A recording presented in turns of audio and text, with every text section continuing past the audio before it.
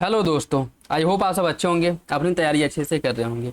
साथियों, हम UP PCS 2025 के लिए प्रैक्टिस सेट सॉल्व कर रहे हैं और अभी जो प्रैक्टिस सेट सॉल्व कराया जा रहा है संस्कृत आईएएस द्वारा पब्लिश किए गए टेस्ट सीरीज को हम लोग सॉल्व कर रहे हैं। और ये आपका टेस्ट नंबर 6 है और इसके अंतर्गत जो है हम लोग यूपी स्पेशल और करंट अफेयर के क्वेश्चन जो है डिस्कस करेंगे। तो यह वीडियो आप लोगों के लिए इंपॉर्टेंट रहने वाला है।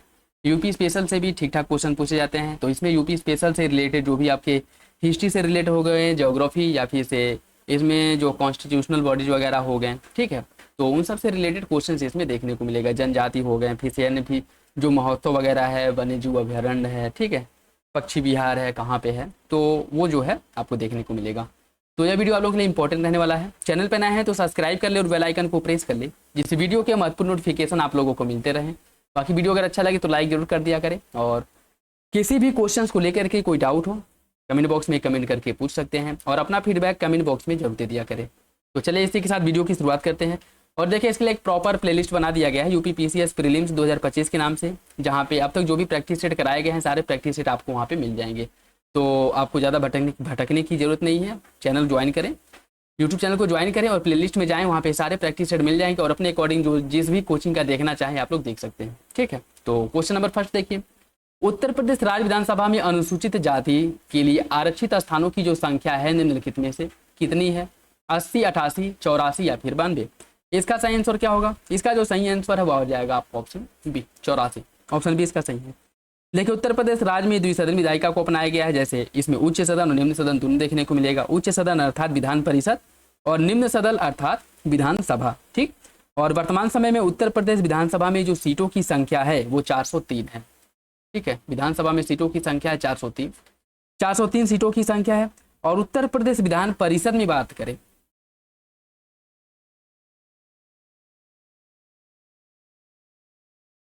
विधान परिषद में सीटों की संख्या 100 है। ठीक है, और ये विधानसभा जो है उसकी संख्या है, विधानसभा की संख्या है। ठीक, और उत्तर प्रदेश में जो आरक्षित सीटें हैं, उत्तर प्रदेश में वर्तमान विधानसभा में कुल जो आरक्षित सीटें हैं वो 86 सीटों में से 84 सीटें अनुसूचित जाति समुदाय के लिए और 2 सीटें अनुसूचित जनजातियों के लिए आरक्षित हैं। तो जो रिजर्व सीटें हैं वो टोटल रिजर्व सीटों की बात करें तो वो हैं आपकी 86, जिसमें से 84 सीट जो है, 84 सीट एससी के लिए और 2 सीट एसटी के लिए रिजर्व है। ये याद रखिएगा, इंपॉर्टेंट है। इसका सही आंसर बी हो जाएगा, ऑप्शन बी। निम्नलिखित में से कौन सा उत्तर प्रदेश सरकार द्वारा संचालित मुखबिर योजना का उद्देश्य है? बाल श्रम उन्मूलन, बाल विवाह पर रोक लगाना, कन्या भ्रूण हत्या को रोकना, मातृ मृत्यु दर में कमी लाना। कौन सा विकल्प इसका सही होगा? इसका सही आंसर हो जाएगा ऑप्शन सी, कन्या भ्रूण हत्या। जैसे प्रसव पूर्व जन्म के पहले ही जांच कराकर अल्ट्रासाउंड वगैरह करा करके पता कर लेते हैं कि बच्चा है या फिर लड़का है या फिर लड़की है, और अगर लड़की हुई तो फिर अबॉर्शन करा देते हैं। तो इन सबसे बचने के लिए ये जो अनैतिक कार्य किया जाता है, इन सबसे बचने के लिए कन्या भ्रूण हत्या पर रोक लगाने के लिए मुखबिरी योजना की शुरुआत करी गई थी उत्तर प्रदेश सरकार द्वारा। ठीक है, उत्तर प्रदेश सरकार द्वारा, ये इंपॉर्टेंट है, याद रखिएगा। और इस योजना की शुरुआत कब करी गई थी? 2017 में मुखबिर योजना की शुरुआत की गई थी, मुख्य रूप से कन्या भ्रूण हत्या को रोकने के लिए। तो सही आंसर इसका जो है वो आपका सी हो जाएगा। और अगर बात करें, इस योजना के तहत सरकार द्वारा मुखबिर को 2 लाख रुपए इनाम के रूप में दिए जाते हैं और सरकार द्वारा प्रत्येक मामले पर मुखबिर को इनाम की राशि बढ़ाकर दी जाती है। मतलब अगर किसी कन्या की भ्रूण हत्या कराई जा रही है और मुखबिर योजना के अंतर्गत आपने उत्तर प्रदेश सरकार को बता दिया और वो बात अगर सही निकली और उन्हें पकड़ लिया गया तो आपको स्टार्टिंग में पहली बार 2 लाख रुपए दिया जाएगा। और अगर बार बार आप ऐसे बताते हैं, सरकार की मदद करते हैं, तो ये जो राशि है इसको बढ़ा दिया जाएगा। ठीक है, मतलब बढ़ाता दिया जाएगा। तो आप सोचिए कि ये जो सिचुएशन है कितनी मतलब एक भ्रष्ट सिचुएशन है। ठीक है, और इसमें जो है व्यापक स्तर पे आपको देखने को मिलेगा। कन्या भ्रूण हत्या जो अभी तो वर्तमान समय में थोड़ी बहुत कम हो गई, लेकिन ये जो पुत्र प्राप्ति का जो मोह है वह क्या ही कह सकते हैं। ऑप्शन सी इसका सही हो जाएगा। 2017 में इसकी शुरुआत हुई थी, ये भी याद रखिएगा। ठीक है, और इसके अंतर्गत अगर और हम देखें और बात करें तो इस योजना के अंतर्गत प्रत्येक जिले में 3 सदस्यों की एक टीम गठित की जाएगी, जिसमें से एक गर्भवती महिला, एक सहायिका और एक मुखबिर होगा। उन्हें स्टिंग ऑपरेशन करने की सरकार द्वारा इजाजत भी दी जाएगी।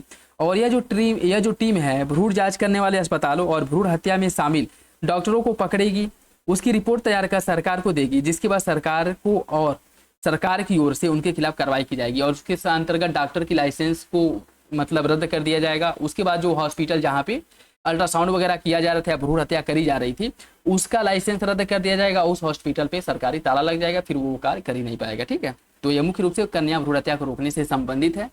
2017 में इसकी शुरुआत की गई थी।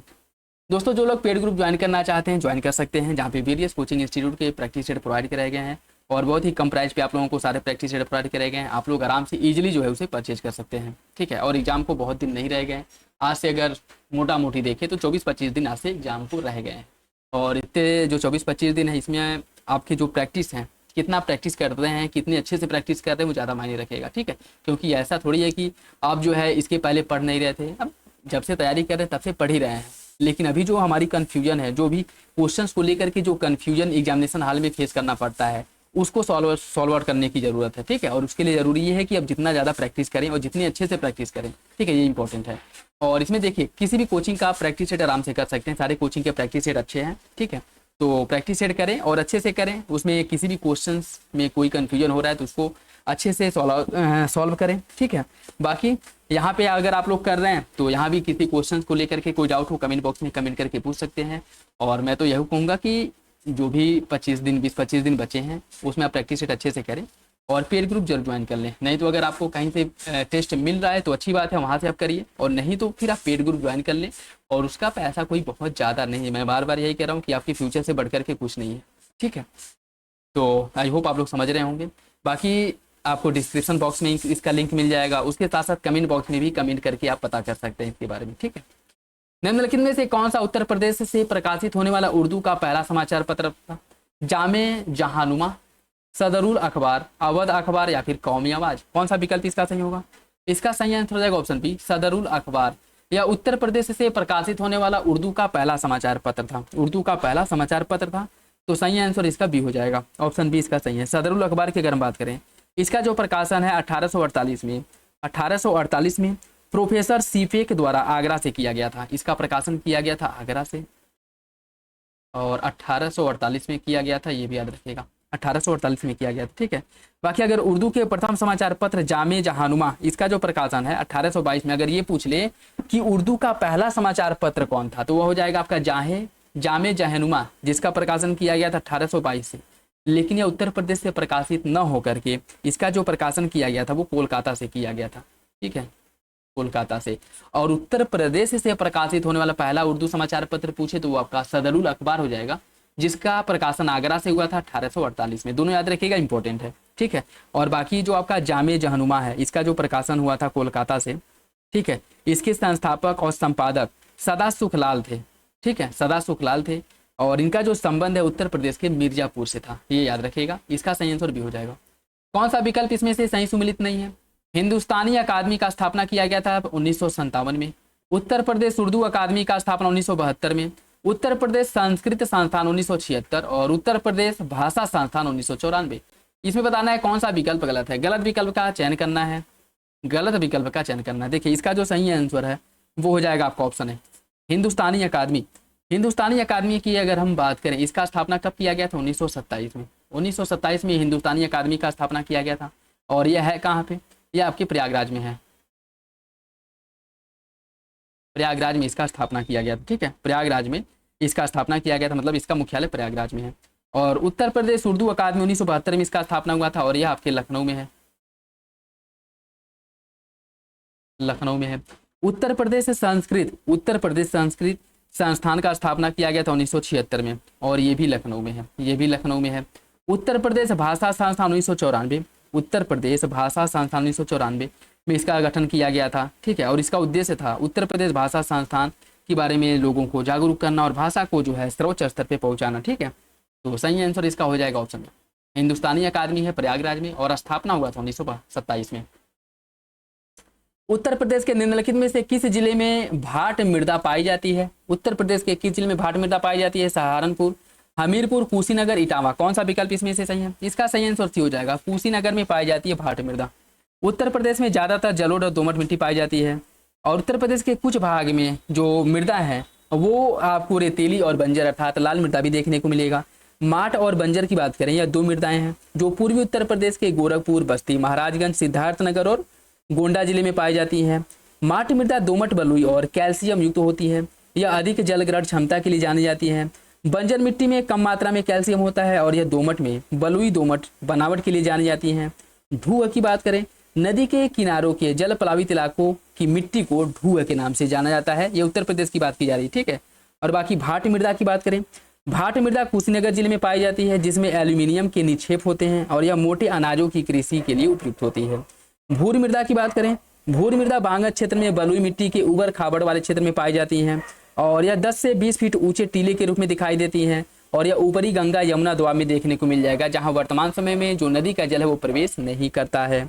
और माड़ या मार मृदा की बात करें, यह काली रेगुर मृदा के समान जो है चिकनी होती है और इसमें एल्यूमिनियम लोहा यह मुख्य रूप से पाया जाता है और यह प्री कैम्ब्रियन चट्टानों की अपक्षय द्वारा जो मार मृदा है या माड़ मृदा है इसका निर्माण हुआ है। टर्शियरी मृदा की बात करें, हिमालय की घाटियों में पाई जाने वाली मृदा जो चावल, आलू और चाय की खेती के लिए उपयुक्त होती है उसे टर्शियरी मृदा कहा जाता है। बाकी इसमें भाट और भाट मृदा पूछा है तो वो पाया जाता है आपके कुशीनगर में, ऑप्शन सी हो जाएगा। निम्नलिखित में से कौन सा बौद्ध विहार उत्तर प्रदेश के श्रावस्ती जनपद में अवस्थित नहीं है? घोषिताराम विहार, जेवतराम, कुब्बाराम और मल्लिकाराम विहार। कौन सा विकल्प इसमें से सही? कौन सा एक विहार श्रावस्ती जिले में नहीं स्थित है? कौन सा विकल्प इसका सही होगा? इसका सही आंसर हो जाएगा ऑप्शन ए, घोषिताराम विहार। घोषिताराम विहार जो है श्रावस्ती में नहीं है, ठीक है। घोषिताराम विहार कौशाम्बी में, कौशाम्बी में नहीं, श्रावस्ती में नहीं है। घोषिताराम विहार की अगर हम बात करें तो ये आपको देखने को मिलेगा कौशाम्बी में, ठीक है।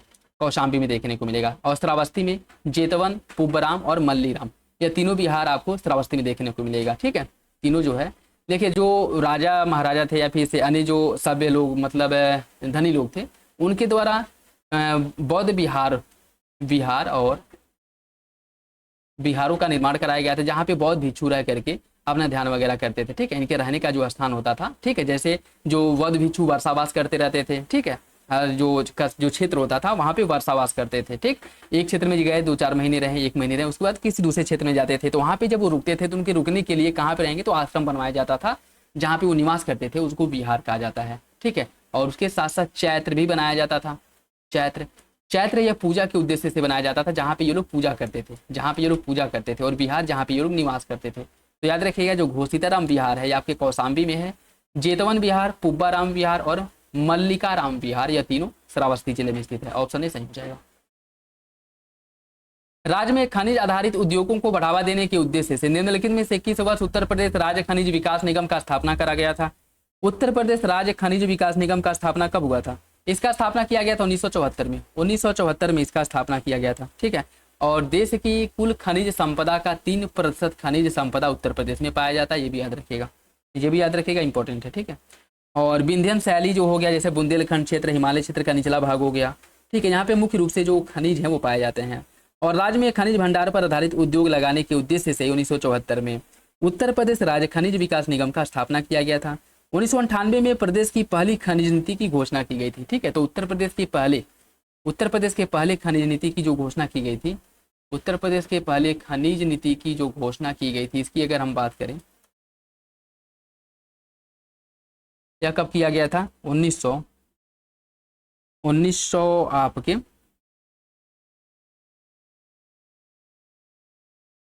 98 में, ठीक है, 1998 में, याद रखिएगा, इंपॉर्टेंट है। बाकी उत्तर प्रदेश में राज्य खनिज विकास निगम का स्थापना 1974 में हुआ था। उत्तर प्रदेश में भारत के कुल खनिजों का 3% उत्तर प्रदेश में पाया जाता है। और खनिजों को बढ़ावा देने के लिए खनिज उत्पादन मतलब उसके जो कह सकते हैं कि प्रोसेसिंग और उसके खनन को बढ़ावा देने के लिए 1998 में पहली खनिज नीति की घोषणा की गई थी कि किसे खनिज माना जाएगा, ठीक है। और खनिज के अंतर्गत जो कौन कौन से मेटल वगैरह है वो शामिल होंगे, इसकी बात करी गई थी। तो सही आंसर इसका भी हो जाएगा। भारत की पहली चीनी मिल निम्नलिखित में तो उत्तर प्रदेश के किस जिले में स्थापित की गई थी? सहारनपुर, गाजियाबाद, मुजफ्फरनगर या फिर देवरिया? इसका सही आंसर डी हो जाएगा, देवरिया में। देवरिया के प्रतापपुर में भारत की, उत्तर प्रदेश की ही नहीं भारत की पहली चीनी मिल स्थापित की गई थी। और कब स्थापित की गई थी? 1903 में, याद रखेगा, 1903 देवरिया के प्रतापपुर में, ऑप्शन डी। निम्नलिखित में से कौन सी भारत की पहली लेजर तकनीक संपन्न नक्षत्रशाला है? इंदिरा गांधी नक्षत्रशाला, आर्यभट्ट नक्षत्रशाला, जवाहर नक्षत्रशाला या फिर वीर बहादुर सिंह नक्षत्रशाला? इसका सही आंसर भी हो जाएगा आर्यभट्ट नक्षत्रशाला, ठीक है, आर्यभट्ट नक्षत्रशाला। और यह कहाँ पे है? यह उत्तर प्रदेश के रामपुर में स्थित है, उत्तर प्रदेश के रामपुर में स्थित है। रामपुर में, ठीक है, उत्तर प्रदेश के रामपुर में है, याद रखिएगा। और इसकी अगर हम बात करें, इसे जन सामान्य के लिए कब खोला गया था? 2012 में, 2012 में इसे जन सामान्य के लिए खोल दिया गया था। Option B. निम्नलिखित में से किसने राष्ट्रपति पद ग्रहण करने से पूर्व उत्तर प्रदेश के राज्यपाल के रूप में अपनी सेवाएं दी हैं? वीवी गिरी, ज्ञानी जैल सिंह, शंकर दयाल शर्मा या फिर KR नारायण। इसका सही आंसर क्या होगा? इसका जो सही आंसर है वो हो जाएगा आपका ऑप्शन ए, वीवी गिरी। यह राष्ट्रपति बनने से पहले उत्तर प्रदेश के राज्यपाल के रूप में कार्य कर चुके हैं। ऑप्शन ए इसका सही हो जाएगा, ऑप्शन ए इसका सही हो जाएगा, ठीक है, ऑप्शन ए। उत्तर प्रदेश के निम्नलिखित में से किस जनपद में लाट साहब की होली मनाई जाती है? उत्तर प्रदेश के किस जिले में लाट साहब की होली मनाई जाती है? इसका सही आंसर भी हो जाएगा शाहजहांपुर में, शाहजहांपुर में। उत्तर प्रदेश के शाहजहांपुर जिले में होली को मनाने का जो तरीका है पूरे देश में सबसे अनोखा है और निराला है। यहाँ पर होली को लाट साहब की होली के रूप में मनाया जाता है, जिसमें लाट साहब को भैंस गाड़ी पर बैठा करके और जूते मार करके होली खेली जाती है। सही आंसर भी हो जाएगा। यमुना नदी उत्तर प्रदेश में निम्नलिखित में से किस जनपद में प्रवेश करती है? सहारनपुर, मुजफ्फरनगर, बिजनौर या फिर मुरादाबाद। इसका सही आंसर क्या होगा? इसका जो सही आंसर है वो हो जाएगा आपका ऑप्शन ए। यमुना नदी की अगर हम बात करें, सहारनपुर से उत्तर प्रदेश में प्रवेश करती है, और अगर गंगा नदी की बात करें तो यह बिजनौर से उत्तर प्रदेश में प्रवेश करती है, ठीक है। इसका सही आंसर ए हो जाएगा, ऑप्शन ए इसका सही है। बाकी यमुना नदी का उद्गम हिमालय के हिमाच्छादित जो ग्लेशियर है बंदरपुर से इसका उद्गम होता है, और उत्तर प्रदेश में सर्वप्रथम सहारनपुर जिले के फैजाबाद ग्राम के समीप से मैदान में प्रवेश करती है। और इसकी जो सहायक नदियां हैं चंबल, सेंगर, छोटी सिंधु, बेतवा और केर, यह इसकी सभी सहायक नदियां हैं। सही आंसर इसका ए हो जाएगा। उत्तर प्रदेश को निम्नलिखित में से कितने कृषि जलवायु क्षेत्रों में, उत्तर प्रदेश को कितने कृषि जलवायु प्रदेशों में विभाजित किया गया है? 7, 8, 9 या फिर 11। इसका सही आंसर हो जाएगा आपका ऑप्शन सी। उत्तर प्रदेश को पूरे 9 कृषि जलवायु क्षेत्रों में विभाजित किया गया है, ठीक है। और ये कौन कौन से क्षेत्र हैं? तराई क्षेत्र, पश्चिमी मैदान, मध्य पश्चिमी मैदान, दक्षिण पश्चिमी अर्ध शुष्क मैदान, मध्य मैदान, बुंदेलखंड क्षेत्र, उत्तर पूर्वी मैदान, पूर्वी मैदान, ठीक है, और विंध्यन क्षेत्र। यह सभी क्षेत्र है जिसमें उत्तर प्रदेश को बांटा गया है। और जलवायु कृषि जलवायु प्रदेशों की बात करें तो ये टोटल 9 है उत्तर प्रदेश में, ऑप्शन सी हो जाएगा। यह जनजाति उत्तर प्रदेश के बिजनौर जिले में निवास करती है। इनका संबंध पटवार राजपूत कुल से माना जाता है। इस जनजाति में क्रय विवाह पद्धति प्रचलित है। वधु के लिए वर पक्ष द्वारा कन्या पक्ष को दी गई राशि को मालगति कहा जाता है। यह किस समुदाय या किस जनजाति में यह विवाह प्रचलित है यह बताना है। सहरिया, खरवार, जौनसारी या फिर बुक्सा। इसका सही आंसर क्या है? इसका सही आंसर डी हो जाएगा। बुक्सा जनजाति में यह प्रथा देखने को मिलती है, ऑप्शन डी सही हो जाएगा, ऑप्शन डी इसका सही है। बुक्सा या भोक्सा यह उत्तर प्रदेश की एक प्रमुख जनजाति है। यह प्रदेश के बिजनौर जिले में छोटी छोटी ग्रामीण बस्तियां बना करके रहती हैं।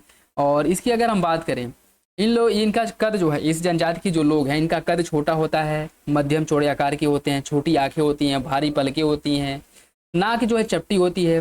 बुक्सा जनजाति की भाषा हिंदी और लिपि इनकी देवनागरी है। इस जनजाति का संबंध पटवार राजपूत घराने से माना जाता है। इस जनजाति में क्रय विवाह पद्धति देखने को मिलता है। और बुक्सा जनजाति में विवाह एक अनुबंध होता है अर्थात कॉन्ट्रैक्ट के रूप में होता है। यहाँ विधवा विवाह एवं बहुपत्नी विवाह भी देखने को मिलता है। सही आंसर इसका डी हो जाएगा, ऑप्शन डी। ददरी पशु मेला निम्नलिखित में से किस जिले में मनाया जाता है? ददरी पशु मेला का जो आयोजन है किया जाता है बलिया में, ऑप्शन सी हो जाएगा, ऑप्शन बी इसका सही है। ददरी पशु मेला यह भारत का दूसरा सबसे बड़ा मवेशी मेला है जो बलिया शहर में लगभग 5 किलोमीटर की दूरी पर आयोजित किया जाता है। और यह मेला कार्तिक पूर्णिमा अक्टूबर-नवंबर के दिन पवित्र गंगा नदी में डुबकी लेने वाले लोगों के साथ शुरू होता है, जो महर्षि भृगु के शिष्य से दरदर मुनि के सम्मान में प्रतिवर्ष आयोजित किया जाता है। सही आंसर सी हो जाएगा। अखिल भारतीय किसान सभा का पहला अधिवेशन निम्नलिखित में से उत्तर प्रदेश के किस जिले में आयोजित किया गया था?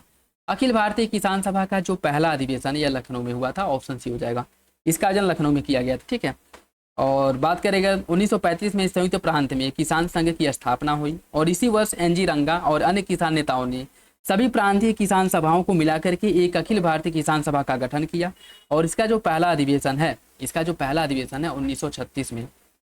1936 में लखनऊ में आयोजित किया गया था, ठीक है, याद रखिएगा, ऑप्शन सी हो जाएगा। सूची फर्स्ट को सूची सेकेंड से सम्मिलित कीजिए। कुछ नदी और इसका उद्गम स्थल दिया है। सरयू नदी का उद्गम कहाँ से होता है? बात करें अगर हम सरयू नदी का उद्गम होता है मापचा चुंगो हिमनद से। शारदा नदी का उद्गम कहाँ से होता है? शारदा नदी का जो उद्गम है यह होता है आपका मिलाम हिमनद से। राप्ती नदी का उद्गम कहाँ से होता है? राप्ती नदी का उद्गम होता है रुकमकूट ग्लेशियर से। और गोमती नदी गोमत ताल से होती है, ठीक है, जो फुलहर झील के पास है। इसका जो सही आंसर 2 1 4 3 हो जाएगा। ऑप्शन सी इसका सही है, ऑप्शन सी इसका सही है। ठीक है, बाकी अगर इन नदियों के बारे में हम देखें कुछ, तो सरयू नदी जो दक्षिण तिब्बत के मापचा-चुंगी हिमनद से इसका उद्गम होता है, नेपाल में प्रवाहित होते हुए भारत में प्रवेश करती है और नेपाल में इसे कर्णाली के नाम से जाना जाता है। सरयू नदी उत्तर प्रदेश में अयोध्या के निकट बहने वाली भारत की प्राचीन नदियों में से एक है और इसे घाघरा, सरजू या फिर शारदा नदी के नाम से भी जाना जाता है। शारदा नदी की बात करें, इसका उद्गम होता है उत्तराखंड के पूर्वोत्तर कुमायूं क्षेत्र में जो स्थित है मिलाम हिमनद, यहाँ से इसका उद्गम होता है और उत्तर प्रदेश में यह मुख्य रूप से प्रवाहित होती है। इसे प्रारंभ में काली गंगा के नाम से जाना जाता है। इसके उद्गम के निकट इसकी 2 सहायक नदियां धर्मा और लिसार आकर के इसमें मिलती हैं।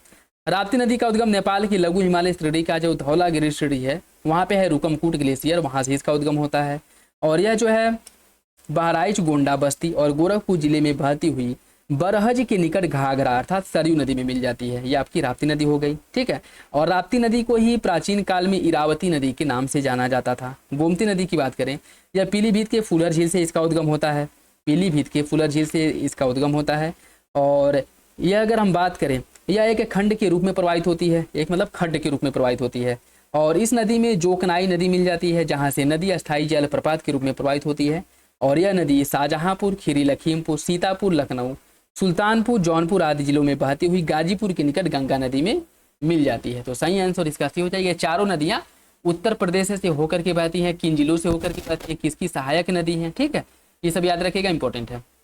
निम्नलिखित में से किसने उत्तर प्रदेश के मुख्यमंत्री का पद ग्रहण करने से पूर्व विधानसभा अध्यक्ष के पद को भी सुशोभित किया था? चंद्रभानु गुप्ता, त्रिभुवन नारायण सिंह, कमलापति त्रिपाठी या फिर बनारसी दास? इसका सही आंसर हो जाएगा ऑप्शन डी, बनारसी दास। निम्नलिखित में से कौन सी झील उत्तर प्रदेश में अवस्थित नहीं है? कीठम झील, पिछोला झील, बेला सागर या फिर सुरहाताल? कौन सा विकल्प इसमें से गलत है? इसका सही आंसर क्या होगा? देखिए, इसका जो सही आंसर बी हो जाएगा, पिछोला झील ये उत्तर प्रदेश में नहीं है।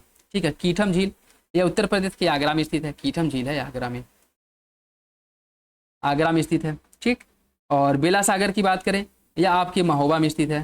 बेला सागर है महोबा में, महोबा जिले में स्थित है। ठीक, सुरहाताल की बात करें, सुरहाताल बलिया में है, सुरहाताल बलिया में है। पिछोला झील की अगर हम बात करें तो यहाँ कहाँ पे? पिछोला झील है राजस्थान में। ठीक है, राजस्थान में। तो यही गलत है, बाकी तीनों विकल्प सही हो जाएंगे। उत्तर प्रदेश प्रदूषण नियंत्रण बोर्ड का गठन निम्नलिखित में से किस वर्ष किया गया था? 1974, 75, 76 या फिर 77? उत्तर प्रदेश प्रदूषण नियंत्रण बोर्ड, इसका गठन कब किया गया था? देखिए, इसका जो सही आंसर बी हो जाएगा, 1975 में उत्तर प्रदेश प्रदूषण नियंत्रण बोर्ड का गठन किया गया था। ऑप्शन बी इसका सही है, ऑप्शन बी। अक्टूबर 1947 में हिंदी को उत्तर प्रदेश की राजभाषा घोषित किया गया। जनवरी 1978 में हिंदी को उत्तर प्रदेश की सभी कार्यालयों में अनिवार्य कर दिया गया। 1989 में उर्दू को उत्तर प्रदेश की द्वितीय राजभाषा घोषित किया गया। कौन सा विकल्प इसके बारे में सही है? फूड के हिसाब से आपको सही आंसर का चयन करना है। इसका सही आंसर ये हो जाएगा, पहला और तीसरा सही, दूसरा गलत है, दूसरा गलत हो जाएगा। ठीक है, देखिए, राजभाषा हिंदी का प्रयोग प्रदेश के समस्त कार्यालय में 26 जनवरी 1968 से अनिवार्य कर दिया गया था। तो 1978 नहीं, यह 1968 है, जब उत्तर प्रदेश के सभी कार्यालयों में हिंदी का प्रयोग करना अनिवार्य कर दिया गया था। 1989 में उर्दू को द्वितीय राजभाषा घोषित किया गया था, बात बिल्कुल ठीक है। और अक्टूबर 1947 को हिंदी को उत्तर प्रदेश की राजभाषा घोषित किया गया था, ये बात भी ठीक है। सही आंसर इसका ए हो जाएगा, पहला तीसरा सही है, दूसरा गलत है। संगीत कला के लिए मुजफ्फरनगर के प्रसिद्ध किराना घराने की स्थापना निम्नलिखित में से किसके द्वारा की गई थी? बंदे अली खां, खलीफा मोहम्मद, अलखदास मलुकदास या फिर रहीमुद्दीन खान? किसके द्वारा किया गया था आपको बताना है। देखिए, इसका जो सही आंसर ए हो जाएगा, बंदे अली खान द्वारा संगीत घराने मुजफ्फर में स्थित जो किराना घराना है इसका क्या किया गया था? स्थापना किया गया था। ऑप्शन ए इसका सही है, ऑप्शन ए। उत्तर प्रदेश में माध्यमिक शिक्षा निदेशालय, माध्यमिक शिक्षा निदेशालय का गठन किस वर्ष हुआ था? 1970, 72, 74 या फिर 76? इसका सही आंसर क्या होगा? देखिए, इसका जो सही आंसर हो आपका बी हो जाएगा। 1972 में उत्तर प्रदेश माध्यमिक शिक्षा निदेशालय का गठन किया गया था, 1972 में। सही आंसर इसका बी हो जाएगा। ठीक है, जिसके द्वारा माध्यमिक शिक्षा 9 से लेकर के 12 तक की जो स्कूली शिक्षा है वो देने की बात करी गई थी। सही आंसर इसका बी हो जाएगा। बाकी माध्यमिक विद्यालयों में शिक्षकों की भर्ती के लिए 1982 में प्रयागराज में एक माध्यमिक शिक्षा चयन बोर्ड का गठन किया गया था। माध्यमिक शिक्षा चयन बोर्ड की अगर हम बात करें तो इसका जो गठन किया गया था 1982 में किया गया था। कहाँ पे? प्रयागराज में। ठीक है, प्रयागराज में। सही आंसर इसका भी हो जाएगा।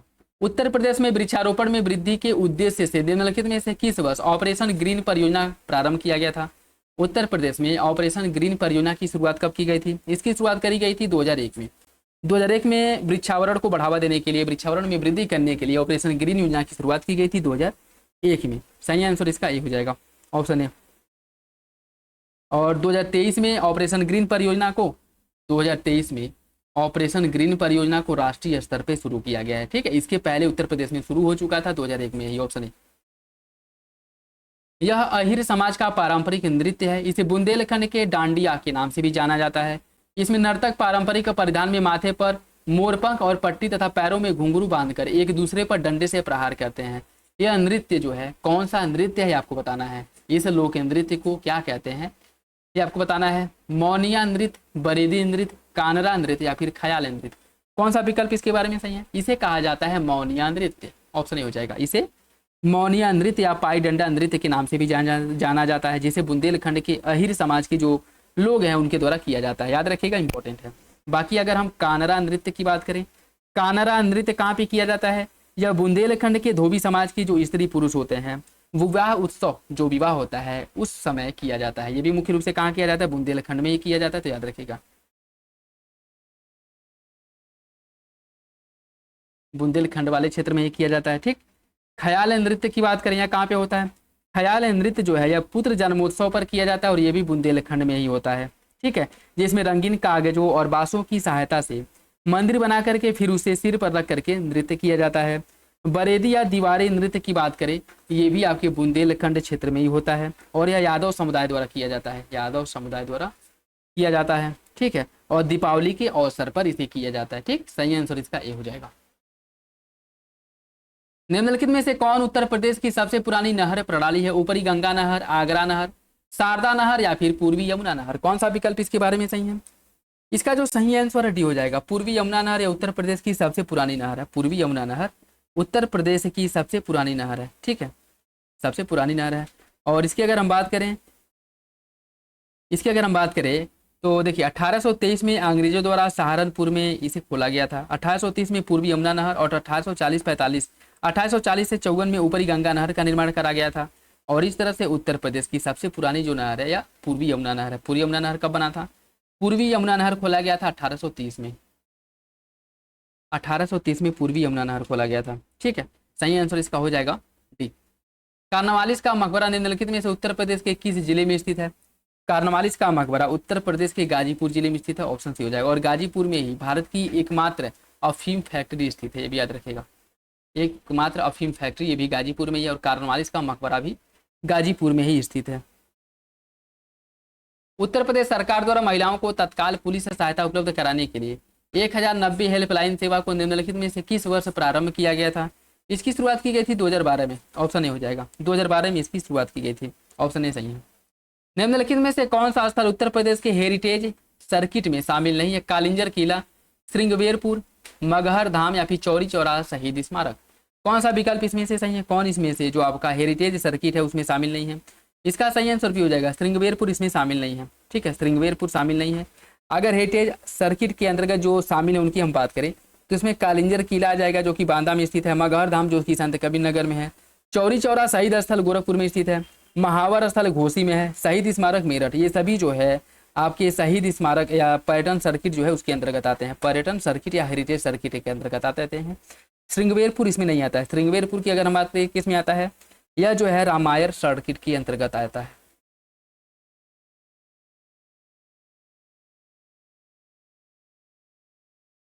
रामायर सर्किट में। ठीक, तो यही गलत हो जाएगा। बरुआ सागर झील निम्नलिखित में से किस जिले में स्थित है? बरुआ सागर झील स्थित है झांसी में। बरुआ सागर झील झांसी में स्थित है, तो याद रखिएगा, इंपॉर्टेंट है। ठीक है, सही आंसर इसका हो जाएगा आपका ऑप्शन सी। महान चिश्ती सूफी संत निजामुद्दीन औलिया का जन्म उत्तर प्रदेश के किस जिले में हुआ था? निजामुद्दीन औलिया का जन्म हुआ था बदायूं में। बदायूं में निजामुद्दीन औलिया का जन्म हुआ था। और कब हुआ था? 1236 ईस्वी में इनका जन्म हुआ था। ठीक है, और 1325 में मृत्यु, 1325 में इनकी मृत्यु हो गई थी। ठीक है, तो इसका सही आंसर भी हो जाएगा। उत्तर प्रदेश में किसान समृद्धि आयोग का गठन कब किया गया था? उत्तर प्रदेश में किसान समृद्धि आयोग का गठन किया गया था 2017 में। 2017 में गठन किया गया था। ठीक है, और इसका लक्ष्य क्या रखा गया था, 2022 तक किसानों की आय को दोगुना करने के लक्ष्य के उद्देश्य से किसान समृद्धि आयोग का गठन किया गया था। किसानों की आय दोगुना हुई कि नहीं हुई ये तो पता नहीं, हाँ लेकिन यह है कि 2017 में इसकी शुरुआत की गई थी। ठीक है, ऑप्शन सी। नेपाल के साथ सीमा साझा करने वाले उत्तर प्रदेश के निम्नलिखित जनपदों को पूर्व से पश्चिम क्रम में व्यवस्थित करना है। पूर्व से पश्चिम क्रम में इनको क्रम से लगाना है। सिद्धार्थनगर, श्रावस्ती, बहराइच और बलरामपुर, इनको क्रम से लगाना है। देखिए इसकी अगर हम बात करें, इसमें सबसे पहले आ जाएगा आपका सिद्धार्थनगर। ठीक है, सिद्धार्थनगर आ जाएगा। उसके बाद आ जाएगा आपका पूर्व से पश्चिम क्रम में लगाना है। ठीक है, पूर्व से पश्चिम क्रम में लगाना है। ठीक, तो सिद्धार्थनगर आ जाएगा। सिद्धार्थनगर के बाद आ जाएगा आपका बलरामपुर दूसरे नंबर पे। बलरामपुर के बाद आ जाएगा श्रावस्ती तीसरे नंबर पे। बहराइच आ जाएगा चौथे नंबर पे। ठीक है, बाकी अगर टोटल जो उनकी हम बात करें तो उसमें अगर टोटल जो जिले हैं वो जो उत्तर प्रदेश के जो नेपाल के साथ सीमा साझा करते हैं उनको अगर पूर्व से पश्चिम क्रम में हम लगाएं तो पहले नंबर पे महाराजगंज आ जाएगा।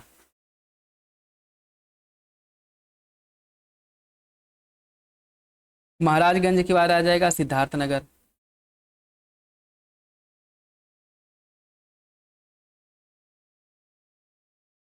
सिद्धार्थनगर के बाद आ जाएगा आपका बलरामपुर।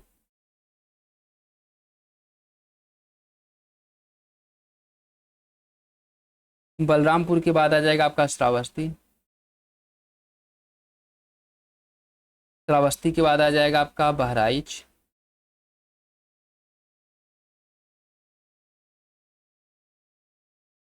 बहराइच के बाद आ जाएगा लखीमपुर।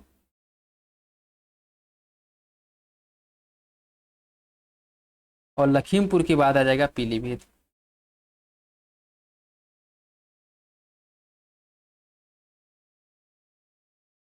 ठीक है, तो ये वो जिले हैं जो नेपाल के साथ सीमा साझा करते हैं और यह इनका पूर्व से पश्चिम क्रम है। सही आंसर इसका हो जाएगा ए।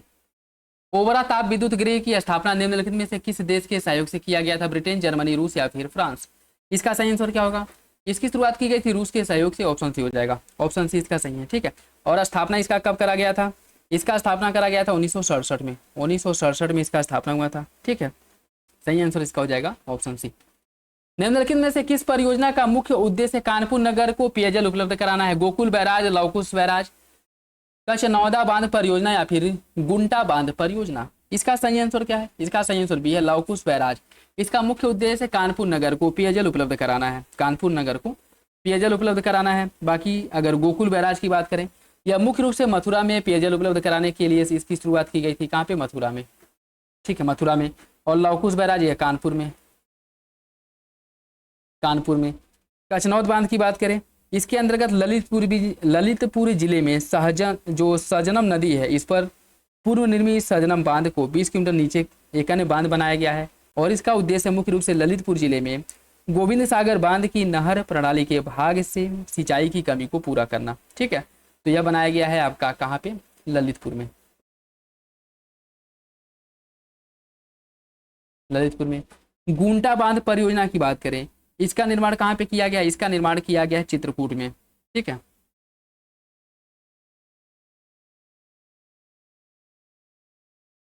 चित्रकूट में। इसका सही आंसर भी हो जाएगा। राष्ट्रीय जालमा कुष्ठ रोग संस्थान निम्नलिखित में से उत्तर प्रदेश के किस जिले में स्थित है? राष्ट्रीय जालमा कुष्ठ रोग संस्थान उत्तर प्रदेश के किस जिले में है? या उत्तर प्रदेश के आगरा जिले में स्थित है। ऑप्शन हो जाएगा। और इसका स्थापना कब करा गया था? 1976 में इसका स्थापना हुआ था, ये भी याद रखिएगा। सूची फर्स्ट को सूची सेकंड से सम्मिलित करना है। सूची फर्स्ट को सूची सेकंड से सम्मिलित करना है। कुछ परियोजनाएं हैं और नदी है।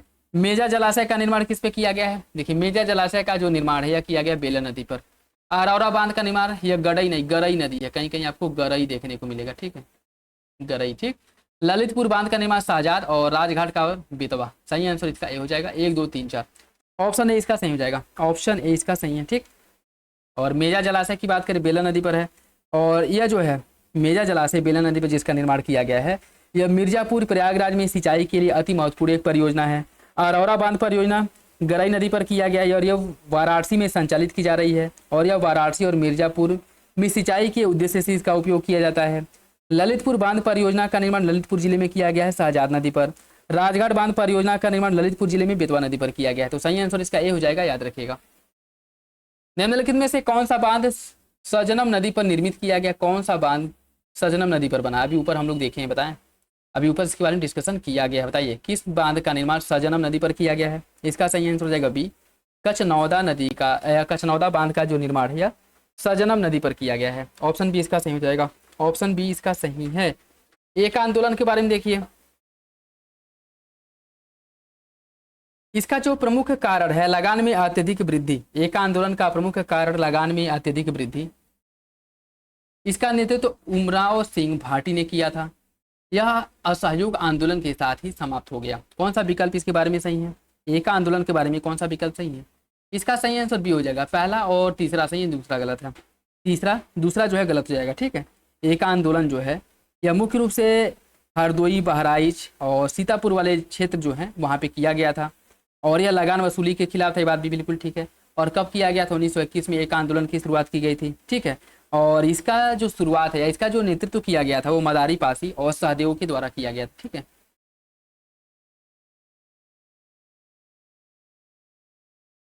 मदारी पासी और सहदेव ने इसका नेतृत्व किया था। ठीक, तो सही आंसर इसका जो है वो हो जाएगा आपका ऑप्शन बी। पहला तीसरा सही, दूसरा गलत है। लखनऊ में प्रसिद्ध कढ़ाई शिल्प चिकनकारी के बारे में, इसे प्रारंभ करने का श्रेय बेगम नूरजहां को जाता है। इसमें ब्लॉक प्रिंटिंग का प्रयोग किया जाता है। इसमें कपड़ों पर मुख्यतः पशु पक्षियों की आकृति का अंकन किया जाता है। कौन सा विकल्प इसके बारे में सही है? इसका सही आंसर है पहला, दूसरा सही है, तीसरा गलत हो जाएगा। तीसरा आपका गलत हो जाएगा। ठीक है, तीसरा गलत क्यों है? देखिए, इसमें मुख्य रूप से फूलों से संबंधित आकृतियां जैसे पंखुड़ी हो गई, पत्तियां हो गई, इनका अंकन कपड़ों पर किया जाता है, न कि पशु पक्षियों का। तो पहला दूसरा सही, तीसरा गलत है। हाल ही में दक्षिण कोरिया में आयोजित 26वां एशियाई एथलेटिक्स चैंपियनशिप 2025 में निम्नलिखित में से कौन भारत को प्राप्त पदकों का सही क्रम है? बताइए कौन सा विकल्प इसका सही है? देखिए, भारत इसमें 8 स्वर्ण पदक, 10 रजत और 6 कांस्य पदक भारत द्वारा जीता गया था, जो दक्षिण कोरिया में 26वां एशियाई एथलेटिक्स चैंपियनशिप हुआ था उसमें। ठीक है, सही आंसर इसका डी हो जाएगा। सही आंसर इसका डी है, याद रखिएगा। ठीक है, और बाकी अगर इसके बारे में कुछ और हम देखें तो इसमें जो है 8 स्वर्ण, 10 रजत और 6 कांस्य पदक शामिल है और भारत इस पदक तालिका में दूसरे स्थान पर रहा, जहां पहले नंबर पे चाइना था और दूसरे नंबर पे भारत था। तो भारत की इसमें रैंकिंग, चीन जो है इस मामले में पहले नंबर पे था पदक के मामले में, और भारत पदक तालिका में दूसरे नंबर पे था, याद रखिएगा। हाल ही में आयोजित 72वां मिस वर्ल्ड प्रतियोगिता का खिताब निम्नलिखित में से किसने जीता था? मिस वर्ल्ड प्रतियोगिता का खिताब ओपल सुचाता चुआंगश्री ने जीता था। ओपल सुचाता चुआंगश्री, ऑप्शन सी हो जाएगा। ऑप्शन सी इसका सही है, ऑप्शन सी इसका सही है। और यह कहाँ की है? देखिए, इनकी अगर हम बात करें तो यह थाईलैंड की है, थाईलैंड की है, याद रखिएगा। ठीक, और इसका आयोजन भी पूछ सकता है कि 72वां मिस वर्ल्ड प्रतियोगिता का जो आयोजन है कहाँ पे किया गया था? इसका जो आयोजन है हैदराबाद में हुआ था, ये भी याद रखिएगा। हैदराबाद में इसका आयोजन किया गया था। निम्नलिखित में से कौन 5 जून 2025 को मनाया गया विश्व पर्यावरण दिवस का मेजबान देश है? विश्व पर्यावरण दिवस का मेजबान देश कौन सा है? सऊदी अरब, कोरिया गणराज्य दक्षिण कोरिया, स्वीडन या फिर कोलंबिया? कौन सा विकल्प इसके बारे में सही है? देखिए, इसका जो सही आंसर है वो हो जाएगा आपका ऑप्शन बी, कोरिया गणराज्य अर्थात दक्षिण कोरिया।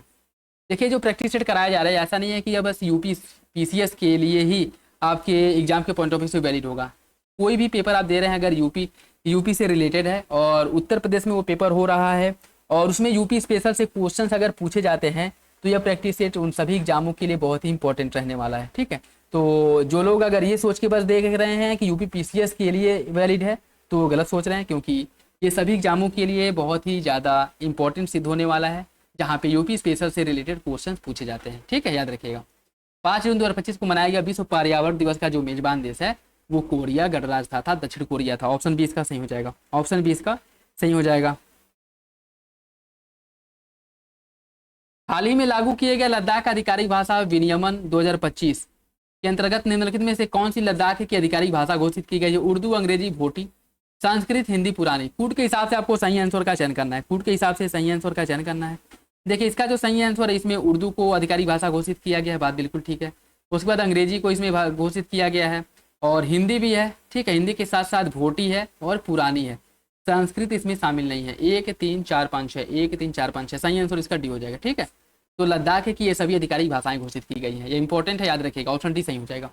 संयुक्त राष्ट्र पर्यावरण कार्यक्रम द्वारा जारी जलवायु परिवर्तन प्रदर्शन सूचकांक 2025 में भारत को निम्नलिखित में से कौन सा स्थान प्राप्त हुआ है? जलवायु परिवर्तन प्रदर्शन सूचकांक में भारत जो है 10वें नंबर पे है, ऑप्शन ए हो जाएगा।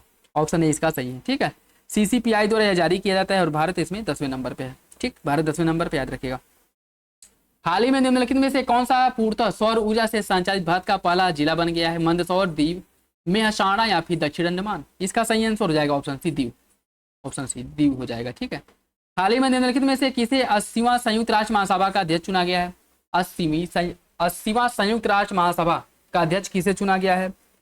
देखिए, इसका जो अध्यक्ष चुना गया है Annalena Baerbock, Annalena Baerbock, option B हो जाएगा। ठीक है, एनालेना बेरबॉक, ऑप्शन बी इसका सही है। ठीक है, और यह जर्मनी की पूर्व विदेश मंत्री रह चुकी हैं, जर्मनी की पूर्व विदेश मंत्री। ठीक है, ऑप्शन बी हो जाएगा।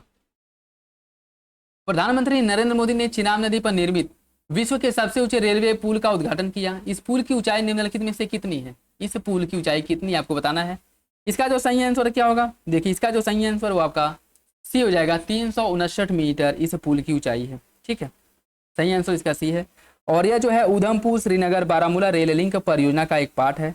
इसका उद्देश्य कश्मीर घाटी को शेष भारत से रेलवे के माध्यम से अस्थायी रूप से जोड़ना। नहीं तो वैसे जो कनेक्टिविटी है, सर्दियों में जब बर्फबारी होती है तो कनेक्टिविटी बाधित हो जाती है, और इस पुल के बनने के बाद ये कनेक्टिविटी जो है 365 दिन 24 आवर्स मतलब रहेगा। ठीक है, तो सही आंसर इसका सी हो जाएगा, याद रखिएगा। इसकी लंबाई कितनी है? 359 मीटर है, ये भी याद रखिएगा। निर्माण किस पे किया गया? चिनाब नदी पर किया गया। ठीक है, ऑप्शन सी।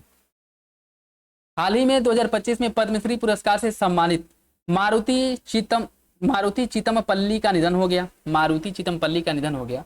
निम्नलिखित में से इनका जो संबंध है वो किस क्षेत्र से था, ये आपको बताना है। इनका संबंध था पर्यावरण वन्यजीव संरक्षण से, पर्यावरण वन्यजीव संरक्षण के क्षेत्र से इनका संबंध था, जिनका हाल ही में निधन हो गया। और इन्हें 2025 में पद्मश्री पुरस्कार से सम्मानित किया गया था। तो इंपॉर्टेंट है, क्वेश्चन बन सकता है। ऑप्शन बी इसका सही है, ऑप्शन बी इसका सही है। और 18 जून 2025 को इनकी मृत्यु हो गई थी। ठीक है, 18 जून 2025 को। निम्नलिखित में से कौन सा 2025 में दिल्ली में आयोजित होने वाले वर्ल्ड पैरा एथलेटिक्स चैंपियनशिप का शुभंकर है? शक्ति, तजूनी, लाइव या फिर विराज? इसका सही आंसर डी है, विराज। ऑप्शन डी इसका सही हो जाएगा। ठीक है, देखिए 27 सितंबर से 5 अक्टूबर तक जवाहर नेहरू स्टेडियम में इसका आयोजन किया जाएगा। इसका शुभंकर है विराज। विराज एक युवा हाथी है जिसके पास एक ब्लेड प्रोस्थेसिस अर्थात कृत्रिम पैर है, जो ताकत, आशावाद और लचीलापन का एक प्रतीक है। सही आंसर इसका हो जाएगा क्या? Option D, option D. ठीक है, स्वामी हरिदास के बारे में देखिए कौन सा विकल्प सही नहीं है। इन्होंने सखी संप्रदाय की स्थापना की। इन्होंने तानसेन को दीपक राग की शिक्षा दी। इनका जन्म दिवस समारोह कृष्ण जन्माष्टमी के अवसर पर मथुरा में मनाया जाता है। और इन्होंने ध्रुपद की डांगर वाणी का प्रारंभ किया था। कौन सा विकल्प हरिदास के बारे में गलत है? गलत विकल्प का चयन करना और इसका सही आंसर सी हो जाएगा। इनका जो जन्म है यह मथुरा में हुआ था, यह गलत हो जाएगा। ठीक है, देखिए अगर हम बात करें जो हरिदास समारोह मनाया जाता है, यह वर्ष राधाष्टमी के अवसर पर मथुरा में आयोजित किया जाता है। बात बिल्कुल ठीक है। ठीक है, और स्वामी हरिदास ने हरिदास संप्रदाय, जिसे सखी संप्रदाय भी कहा जाता है, इसकी स्थापना करी थी। और इस संप्रदाय से ऐसे 5 प्रमुख केंद्र थे जहां संगीतमय भक्ति की जाती, जैसे बाकी बिहारी मंदिर हो गया, निधिवन मंदिर हो गया, गोरेलाल मंदिर, श्री रसिक बिहारी मंदिर और राधा वल्लभ मंदिर हो गया। ठीक है, बाकी अगर हम देखें तो हरिदास, इनका जो जन्म हुआ था वो अलीगढ़ में हुआ था। इनका जन्म जो है मथुरा में नहीं बल्कि अलीगढ़ में हुआ था। ठीक है,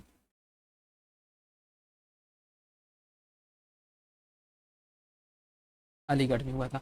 तो तीसरा गलत है, बाकी विकल्प सही हो जाएगा। उत्तर प्रदेश के निम्नलिखित में से किस जिले में आर्द्रभूमि प्रतिशतता सबसे अधिक है? आर्द्रभूमि प्रतिशतता सबसे अधिक है किसमें है? देखिए इसका सही आंसर भी हो जाएगा सोनभद्र में। सोनभद्र में ऑप्शन बी। देखिए दोस्तों, ये वीडियो अच्छे से एक्सप्लेन इसलिए किया जा रहा है क्योंकि यूपी स्पेशल से रिलेटेड, ताकि 1-2 प्रैक्टिस सेट अगर यूपी स्पेशल से रिलेटेड आप लोग कर लें तो ज़्यादातर यूपी स्पेशल आपका कवर हो जाए। ठीक है, इसलिए जो है डिटेल में इसका कहाँ क्या है, कौन क्या है, उसको डिस्कशन किया जा रहा है। इससे हो सकता है कि वीडियो आपका 2 घंटे के पार भी चला जाए। ठीक है, तो ये आपके ऊपर डिपेंड करता है कि आप बस वन लाइनर फैक्ट जानना चाहते हैं या फिर अच्छे से विस्तार से इसका डिटेल देखना चाहते हैं। ठीक है, बाकी अगर आप लोग चाहें तो स्पीड तेज करके अपने अकॉर्डिंग देख सकते हैं, लेकिन इसमें जो है डिटेल पूरा सोल्यूशन इसका करवाया जाएगा, जिससे कि किसी भी क्वेश्चन, किसी भी पॉइंट से रिलेटेड कोई भी डाउट ना रहे और आप इन लोग ईजिली जो है सब कुछ रिकॉल कर सकें। ठीक है, पटना पक्षी बिहार उत्तर प्रदेश के निम्नलिखित में से किस जिले में स्थित है बताना है? आगरा, संत कबीर नगर, हरदोई या फिर एटा? इसका सही आंसर क्या होगा? इसका जो सही आंसर आपका डी हो जाएगा, एटा जिले में, ऑप्शन डी। ठीक है, देखिए अगर मुझे जल्दी जल्दी कराना, मुझे कोई प्रॉब्लम नहीं है क्योंकि मैं 1 घंटे 10 मिनट 20 मिनट में प्रैक्टिस सेट करा दूंगा। कंटिन्यू जो है 2 घंटे 1.5 घंटे बोलना ये अपने आप में बहुत बड़ी चुनौती की बात है। ठीक है, आप कभी कोशिश करके देखिएगा। और जो भी प्रैक्टिस सेट कराया जाता है 1.5 घंटे 2 घंटे कंटिन्यू बोला जाता है। ठीक है, और इससे जो है मतलब कितनी एनर्जी लॉस होती है, और मतलब कह सकते हैं कि ये मतलब क्या ही बताएं, बहुत ज़्यादा बहुत जो है वो उसकी ज़रूरत होती है। ठीक है, और इसमें लेकिन उसके बाद भी जो है आपको प्रैक्टिस सेट जो है कराया जा रहा है, अच्छे से कराया जा रहा है। इसके पीछे रीज़न यही है कि जो भी पॉइंट आप लोगों के इसमें क्वेश्चन है, जो भी टॉपिक है, जो भी इसमें फैक्ट है, वो अच्छे से रिकॉल हो पाए। ठीक है, जब भी आप कभी देखें तो आपके दिमाग में क्लिक कर जाए कि आपने इसे सॉल्व करा है और आप क्वेश्चंस को इजीली सॉल्व कर पाएँ। ठीक है, देखिए पटना पश्चिम बिहार जो है एटा जिले में स्थित है, हो जाएगा सही आपका ऑप्शन डी। ऑप्शन डी इसका सही हो जाएगा। ठीक है, और इसकी अगर हम बात करें, इसकी स्थापना कब करी गई थी? 1991 में इसका स्थापना किया गया था। 1991 में स्थापना हुआ था। ऑप्शन डी हो जाएगा। कौन सा विकल्प कृषि विश्वविद्यालय उत्तर प्रदेश में कौन अवस्थित नहीं है? चौधरी चरण सिंह कृषि एवं प्रौद्योगिकी विश्वविद्यालय, सरदार वल्लभ भाई पटेल कृषि एवं प्रौद्योगिकी विश्वविद्यालय, चंद्रशेखर आजाद कृषि एवं प्रौद्योगिकी विश्वविद्यालय, आचार्य नरेंद्र देव कृषि एवं प्रौद्योगिकी विश्वविद्यालय। कौन सा विकल्प इसमें से गलत है? इसका सही आंसर ये हो जाएगा चौधरी चरण सिंह कृषि एवं प्रौद्योगिकी विश्वविद्यालय। यह गलत है। देखिए चौधरी चरण सिंह हरियाणा कृषि विश्वविद्यालय हरियाणा राज्य में स्थित है। ठीक है, चौधरी चरण सिंह कृषि एवं प्रौद्योगिकी विश्वविद्यालय जो है यह हरियाणा में है, यह हरियाणा में है। बाकी तीनों जो है ये आपके कहाँ पे मिल जाएंगे? यह मिल जाएगी आपके उत्तर प्रदेश में, जिसमें सरदार वल्लभ भाई पटेल कृषि एवं प्रौद्योगिकी विश्वविद्यालय की बात करें तो ये मेरठ जिले में स्थित है, यह मेरठ जिले में। चंद्रशेखर आजाद कृषि एवं प्रौद्योगिकी विश्वविद्यालय की बात करें, चंद्रशेखर आजाद कृषि एवं प्रौद्योगिकी विश्वविद्यालय की अगर हम बात करें, यह आपके कहाँ पे? यह कानपुर में है, कानपुर में है। और इसका स्थापना कब करा गया था? इसका जो स्थापना है हुआ था 1893 में। ठीक है, 1893 में। आचार्य नरेंद्र देव की बात करें, यह कहाँ पे है? यह जो है आपकी अयोध्या में है, आचार्य नरेंद्र देव है अयोध्या में। ठीक है, और इसका स्थापना हुआ था 1974 में। ठीक, तो डेट भी याद रखिएगा। ठीक है, सही आंसर इसका ये हो जाएगा। उत्तर प्रदेश राज्य महिला आयोग के बारे में देखिए, इसका गठन राज्य महिला आयोग अधिनियम 1992 द्वारा 1993 में किया गया था। इसके अध्यक्ष को राज्य मंत्री का दर्जा दिया जाता है। कौन सा विकल्प इसके बारे में सही है? इसका जो सही आंसर है वो आ जाएगा आपका ऑप्शन बी। दूसरा सही, पहला गलत है। ठीक है, दूसरा सही पहला गलत है। इसका गठन कब किया गया था? देखिए इसकी अगर हम बात करें, इसका जो गठन है या इसका जो स्थापना है 2002 में, 2002 में उत्तर प्रदेश राज्य महिला आयोग का गठन किया गया था, तो पहला गलत हो जाएगा। कौन सा विकल्प सही सुन लेते हैं? अयोध्या। अयोध्या का प्राचीन नाम है आयजसा, बनारस का ब्रह्मचारिणी, झांसी का बलवंत नगर और मथुरा का कान्हपुर। कौन सा विकल्प इसमें से गलत है? गलत विकल्प का चयन करना और हो जाएगा आपका ऑप्शन डी। ऑप्शन डी इसका गलत है। ठीक है, देखिए अगर हम बात करें इसमें जो आपका मथुरा उत्तर प्रदेश में एक धार्मिक स्थल है, दिल्ली के दक्षिण पूर्व में स्थित है, और इसे प्राचीन काल में मधुपुरी के नाम से जाना जाता था। मथुरा को प्राचीन काल में मधुपुरी के नाम से जाना जाता था। ठीक है,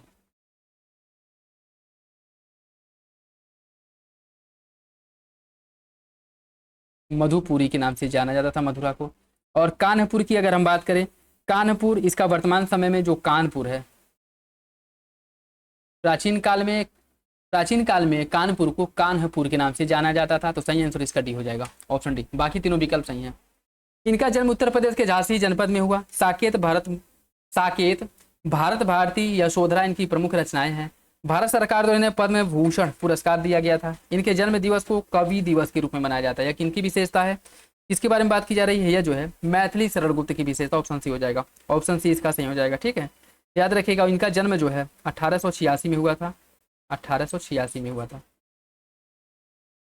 उत्तर प्रदेश में स्थित गीता प्रेस द्वारा प्रकाशित की जाने वाली धार्मिक पत्रिका कल्याण का प्रकाशन निम्नलिखित में से किस वर्ष से प्रारंभ हुआ था? उत्तर प्रदेश गोरखपुर में स्थित है गीता प्रेस, और यहाँ से कल्याण का जो प्रकाशन है 1926 से किया जा रहा है। ऑप्शन बी इसका सही हो जाएगा, ऑप्शन बी इसका सही है। अगस्त 1925 में काकोरी ट्रेन एक्शन में निम्नलिखित में से किसे न्यायालय में क्रांतिकारियों का पक्ष लिया था? किसने न्यायालय में क्रांतिकारियों का पक्ष लिया था? मोतीलाल नेहरू, कैलाशनाथ काटजू, तेज बहादुर सप्रू या फिर चंद्रभानु गुप्ता? कौन सा विकल्प इसका सही है? इसका सही आंसर हो जाएगा ऑप्शन डी, चंद्रभानु गुप्ता। चंद्रभानु गुप्ता ने क्रांतिकारियों का पक्ष लिया था। देखिए पहले इसे काकोरी ट्रेन डकैती के नाम से जाना जाता था, लेकिन 2022 या 23 में जो डकैती शब्द है उसको हटा करके उसकी जगह पर ट्रेन एक्शन जोड़ दिया गया। ठीक है, याद रखिएगा। आपका हो जाएगा डी। इन्होंने, ये जो क्रांतिकारी हैं, इनको, इनका पक्ष लिया था न्यायालय में। वीवी गिरी राष्ट्रीय श्रम संस्थान है गाजियाबाद में। राष्ट्रीय बीज अनुसंधान एवं प्रशिक्षण केंद्र लखनऊ में है। भारतीय सब्जी अनुसंधान संस्थान वाराणसी। केंद्रीय पक्षी अनुसंधान संस्थान बरेली। कितने विकल्प इसमें से सही सुमिलित है यह बताना है। इसका जो सही आंसर बी हो जाएगा, 3 और 4 सही है, पहला दूसरा गलत हो जाएगा, पहला दूसरा गलत हो जाएगा। ठीक है, देखिए वीवी गिरी राष्ट्रीय श्रम संस्थान की बात करें, यहाँ कहाँ पे है, नोएडा में है, यह आपके नोएडा में, ठीक है, नोएडा में है। ठीक, तो यह गलत हो जाएगा। बाकी जो आपका राष्ट्रीय बीज अनुसंधान एवं प्रशिक्षण केंद्र, राष्ट्रीय बीज अनुसंधान एवं प्रशिक्षण केंद्र, यह कहाँ पे है, यह वाराणसी में है, यह वाराणसी में है। और स्थापना इसका कब हुआ था, 2005 में हुआ था, ये भी याद रखिएगा। ठीक है, और इसका स्थापना वीवी गिरी का ये 1974 में हुआ था। ठीक है, 1974 में हुआ था। ठीक, बाकी भारतीय सब्जी अनुसंधान संस्थान जो कि वाराणसी में स्थित है, इसकी स्थापना की अगर हम बात करें तो इसका जो स्थापना हुआ था 1971 में हुआ था। ठीक है, लेकिन इसके मुख्यालय को, पहले स्थापना हुआ था लखनऊ में, सॉरी लखनऊ कह रहे हैं, दिल्ली में, लेकिन इसके मुख्यालय को 1999 में हस्तांतरित कर दिया, कहाँ पे, वाराणसी में। तो याद रखिएगा, इंपॉर्टेंट है। ठीक है, 1971 में भारतीय सब्जी अनुसंधान संस्थान का स्थापना किया गया था दिल्ली में,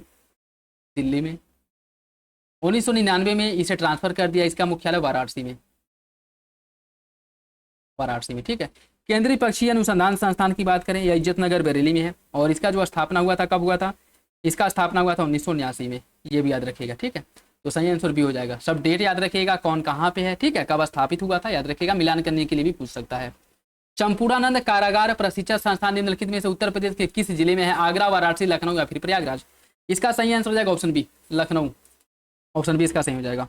ठीक है, और इसका स्थापना कब करा गया था, 1940 में, याद रखिएगा 1940 में। देखिए, जो भी प्रैक्टिस सेट कराए गए हैं, आप लोगों ने एक चीज़ नोटिस किया होगा कि कुछ भी फालतू बात नहीं करी जाती है। ठीक है, अगर प्रैक्टिस सेट कराना शुरू हुआ तो लास्ट तक जो है कंटिन्यू प्रैक्टिस सेट ही कराया जाता है, फिर भी जो है वीडियो इतना लंबा हो जाता है। सोचिए अगर फालतू बात होते तो 3 घंटे तक पहुँचता। ठीक है, लेकिन यहाँ पे प्रैक्टिस सेट कराने का जो मेन मकसद यही होता है कि आप लोगों को अच्छे से प्रैक्टिस सेट कराना, कि फालतू बकवास करना। ठीक है, देखिए भारत वन्य स्थिति रिपोर्ट जो 2023 का है, इसमें बताना है कौन सा विकल्प इसमें सही है। ठीक है, इसको उत्तर प्रदेश में जो सर्वाधिक वन क्षेत्र वाले जिले हैं, इनको आरोही क्रम में व्यवस्थित करना है। ठीक, सॉरी, अवरोही क्रम में व्यवस्थित करना है। ठीक, देखिए इसकी अगर हम बात करें, इसका जो सही आंसर है वो हो जाएगा आपका, इसमें सोनभद्र पहले नंबर पे, फिर लखीमपुर, मिर्जापुर और पीलीभीत। सही आंसर इसका ए हो जाएगा, ऑप्शन ए इसका सही है। ठीक है, ऑप्शन ए इसका सही हो जाएगा। ठीक, गायन की टप्पा शैली के प्रवर्तक मियां गुलाम नबी शौरी निम्नलिखित में से किस घराने से संबंधित है, आगरा, बनारस, लखनऊ या फिर अतरौली। इसका सही आंसर क्या होगा, इसका सही आंसर बी है, यह लखनऊ घराने से संबंधित है, ऑप्शन बी हो जाएगा, ऑप्शन बी। उत्तर प्रदेश उर्दू संस्थान द्वारा निम्नलिखित में से किन पत्रिकाओं का प्रकाशन होता है, खबरनामा, से हमाही अकादमी, नया दौर या फिर बगीचा। कूट के हिसाब से बताइए कौन सा विकल्प सही है। देखिए इसका जो सही आंसर सी हो जाएगा 1 3 4, 1 3 4, खबरनामा, से हमाही अकादमी और बगीचा। यह उर्दू संस्थान द्वारा, जो उत्तर प्रदेश उर्दू संस्थान है, इसके द्वारा इन पत्रिकाओं का प्रकाशन होता है। सही आंसर इसका सी हो जाएगा, ऑप्शन सी इसका सही है। बाकी उर्दू संस्थान का स्थापना कब हुआ था, ऊपर हम लोग देखे ही है, 1972 में इसका स्थापना करा गया था। ठीक है, सही आंसर सी हो जाएगा। निम्नलिखित में से किस अभिलेख में पुष्यमित्र शुंग द्वारा 2 अश्वमेध यज्ञ कराने की जानकारी मिलती है, अयोध्या, सारनाथ, अहरौरा या फिर कौशाम्बी। किस अभिलेख में यह जानकारी मिलती है कि पुष्यमित्र शुंग ने 2 अश्वमेध यज्ञों का आयोजन कराया था।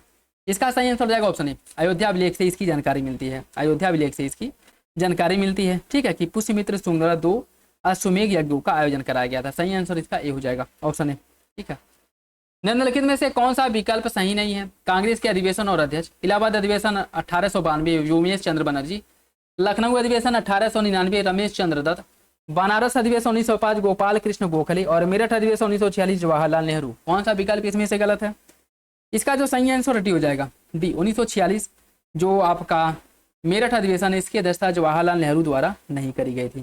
ठीक है, किसके द्वारा करी गई थी, देखिए अगर हम बात करें 1946, इसकी अध्यक्षता जो है जेबी कृपलानी ने की थी। ठीक है, कृपलानी द्वारा, तो डी गलत है, बाकी विकल्प सही हो जाएंगे। निम्नलिखित में से किस वर्ष उत्तर प्रदेश अल्पसंख्यक आयोग को संवैधानिक दर्जा दिया गया था, इंपॉर्टेंट है, किस वर्ष उत्तर प्रदेश अल्पसंख्यक आयोग को संवैधानिक दर्जा दिया गया था। इसके अंतर्गत ये जो है 1994 में इसे संवैधानिक दर्जा दिया गया था, ऑप्शन सी इसका सही हो जाएगा। ठीक है, बाकी अगर इसकी स्थापना पूछ ले, उत्तर प्रदेश अल्पसंख्यक आयोग का स्थापना कब हुआ था, इसका स्थापना हुआ था 1969 में और इसे संवैधानिक दर्जा दिया गया था 1994 में। सही आंसर सी हो जाएगा, उत्तर प्रदेश के राय नृत्य के बारे में कौन सा विकल्प सही है? उत्तर प्रदेश के मिर्जापुर एवं सोनभद्र जनपद के आदिवासी लोगों द्वारा इसका आयोजन किया जाता है। इसमें छिद्रयुक्त मिट्टी के बर्तन में दीपक जलाकर सिर पर रख करके नृत्य किया जाता है। कौन सा विकल्प इसके बारे में सही है? फुट के हिसाब से बताइए। इसका जो सही आंसर है डी हो जाएगा, दोनों विकल्प गलत है। ठीक है, देखिए राय नृत्य की अगर हम बात करें, यह बुंदेलखंड की महिलाओं द्वारा मांगलिक अवसरों पर किया जाता है और कृष्ण जन्माष्टमी आदि उत्सव पर भी किया जाता है। ठीक है, तो पहला आपका गलत हो जाएगा। और देढ़िया नृत्य में महिला अपने सिर पर छिद्रयुक्त मिट्टी का बर्तन रखती हैं और फिर एक जलता हुआ दीपक बर्तन में रख करके नृत्य करती हैं। तो छिद्रयुक्त मिट्टी के बर्तन में दीपक रख के जो नृत्य किया जाता है, यह राई नृत्य की विशेषता नहीं है। यह किस नृत्य की विशेषता है? तो यह आपका देढ़िया नृत्य जो है, देढ़िया इसकी विशेषता है। ठीक है, सही आंसर इसका डी हो जाएगा, दोनों विकल्प गलत है। निम्नलिखित में से कौन सा उत्तर प्रदेश में प्रयुक्त सिंचाई के साधनों का शुद्ध सिंचित क्षेत्रफल के आधार पर सही आरोही क्रम है? शुद्ध सिंचित आरोही क्रम है, आरोही क्रम में इसे व्यवस्थित करना है। ठीक है, देखिए सबसे कम सिंचाई जो है तालाब झीलों के माध्यम से होती है, उसके बाद कुआं, फिर नहर, फिर नलकूप। उत्तर प्रदेश में सबसे अधिक जो सिंचाई होती है वो नलकूपों के माध्यम से होती है। उत्तर प्रदेश में सबसे अधिक सिंचाई नलकूपों के माध्यम से होती है।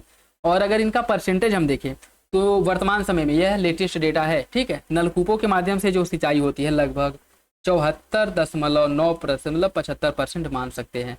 नहर के माध्यम से जो सिंचाई होती है लगभग 15.2% नहरों के माध्यम से सिंचाई होती है। कुआं के माध्यम से जो सिंचाई होता है 8.8% कुआं के माध्यम से सिंचाई होता है। तालाब एवं झील के माध्यम से 0.5% सिंचाई होती है और अन्य जो साधन है उनसे 0.6% है। ठीक है, ठीक, तो यह लेटेस्ट है, याद रखिएगा। सही आंसर इसका हो जाएगा सी, ऑप्शन सी इसका सही है। ठीक है, तो मान सकते हैं कि इसमें मेजॉरिटी जो सिंचाई होता है नलकूपों के माध्यम से ही होता है, लगभग 75% के आसपास। बनारस घराने के बारे में देखिए, इसके संस्थापक पंडित जानकी प्रसाद माने जाते हैं। इस पर मुगल प्रभाव स्पष्ट रूप से देखने को मिलता है। ठुमरी गायिका गिरिजा देवी और श्रीदेश्वरी देवी इसी घराने से संबंधित है। कौन सा विकल्प इसका सही है? इसका सही आंसर सी हो जाएगा, पहला और तीसरा सही, दूसरा गलत है। इस पर मुगल प्रभाव स्पष्ट रूप से देखने को मिलता है, आपका गलत हो जाएगा। ठीक है, देखिए यह जो घराना है किसी भी मुगल प्रभाव से रहित है, क्योंकि इस घराने के संगीतकारों को हमेशा हिंदू राजाओं द्वारा ही नियुक्त किया जाता था और घराने ने ठुमरी की पृथ्वी अंग शैली को अपनाया था। ठीक है, तो इस पर मुगल प्रभाव बिल्कुल भी नहीं देखने को मिलता है, तो सही आंसर सी हो जाएगा, पहला और तीसरा। उत्तर प्रदेश की प्रमुख योजना discover your roots, discover your roots के बारे में देखिए।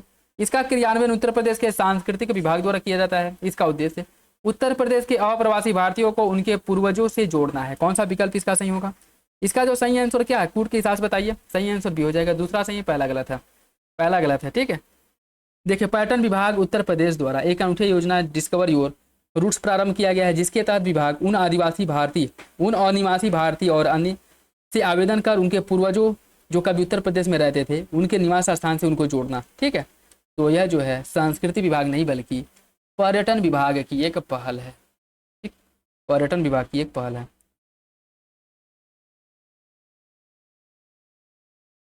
सही आंसर भी हो जाएगा।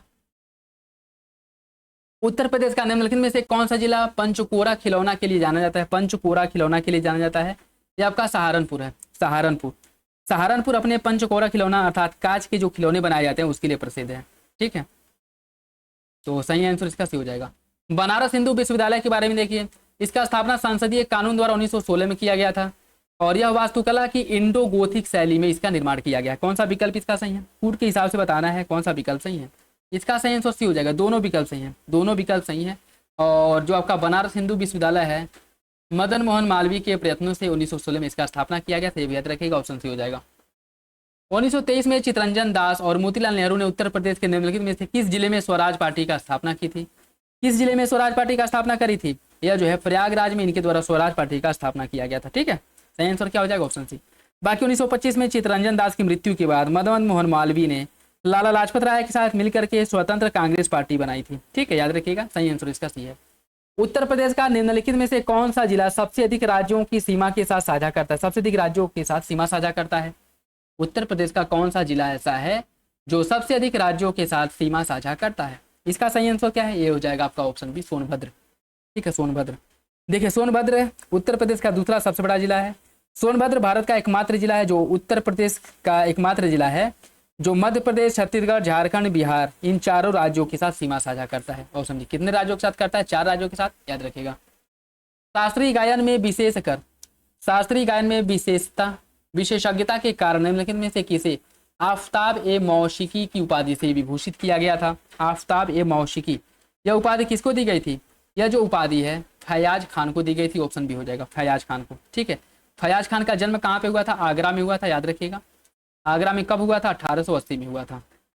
ठीक है, 1880 में हुआ था। ठीक है, 1925 में निम्नलिखित में से किसने कानपुर में भारतीय कम्युनिस्ट पार्टी की स्थापना करी थी?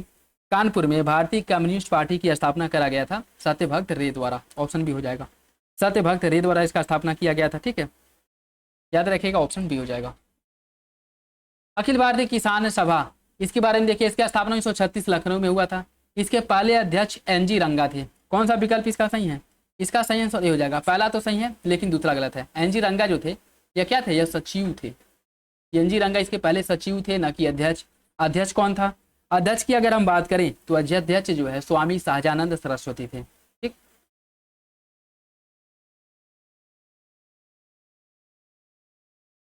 स्वामी सहजानंद सरस्वती अध्यक्ष और एनजी रंगा सचिव थे। सही आंसर इसका हो जाएगा, पहला सही दूसरा गलत है। कौन सा विकल्प इसमें से सही सुमिलित है बताना है। जटायु संरक्षण केंद्र है महाराजगंज में, मयूर संरक्षण केंद्र है मथुरा में, घड़ियाल पुनर्वास केंद्र बादा में और भालू संरक्षण केंद्र आगरा में। कितने विकल्प इसमें से सही सुमिलित है आपको बताना है कूट के हिसाब से। इसका सही आंसर सी हो जाएगा 3। ठीक है, देखिए इसमें अगर हम बात करें तो भालू संरक्षण केंद्र जो है आगरा में है, बात बिल्कुल ठीक है।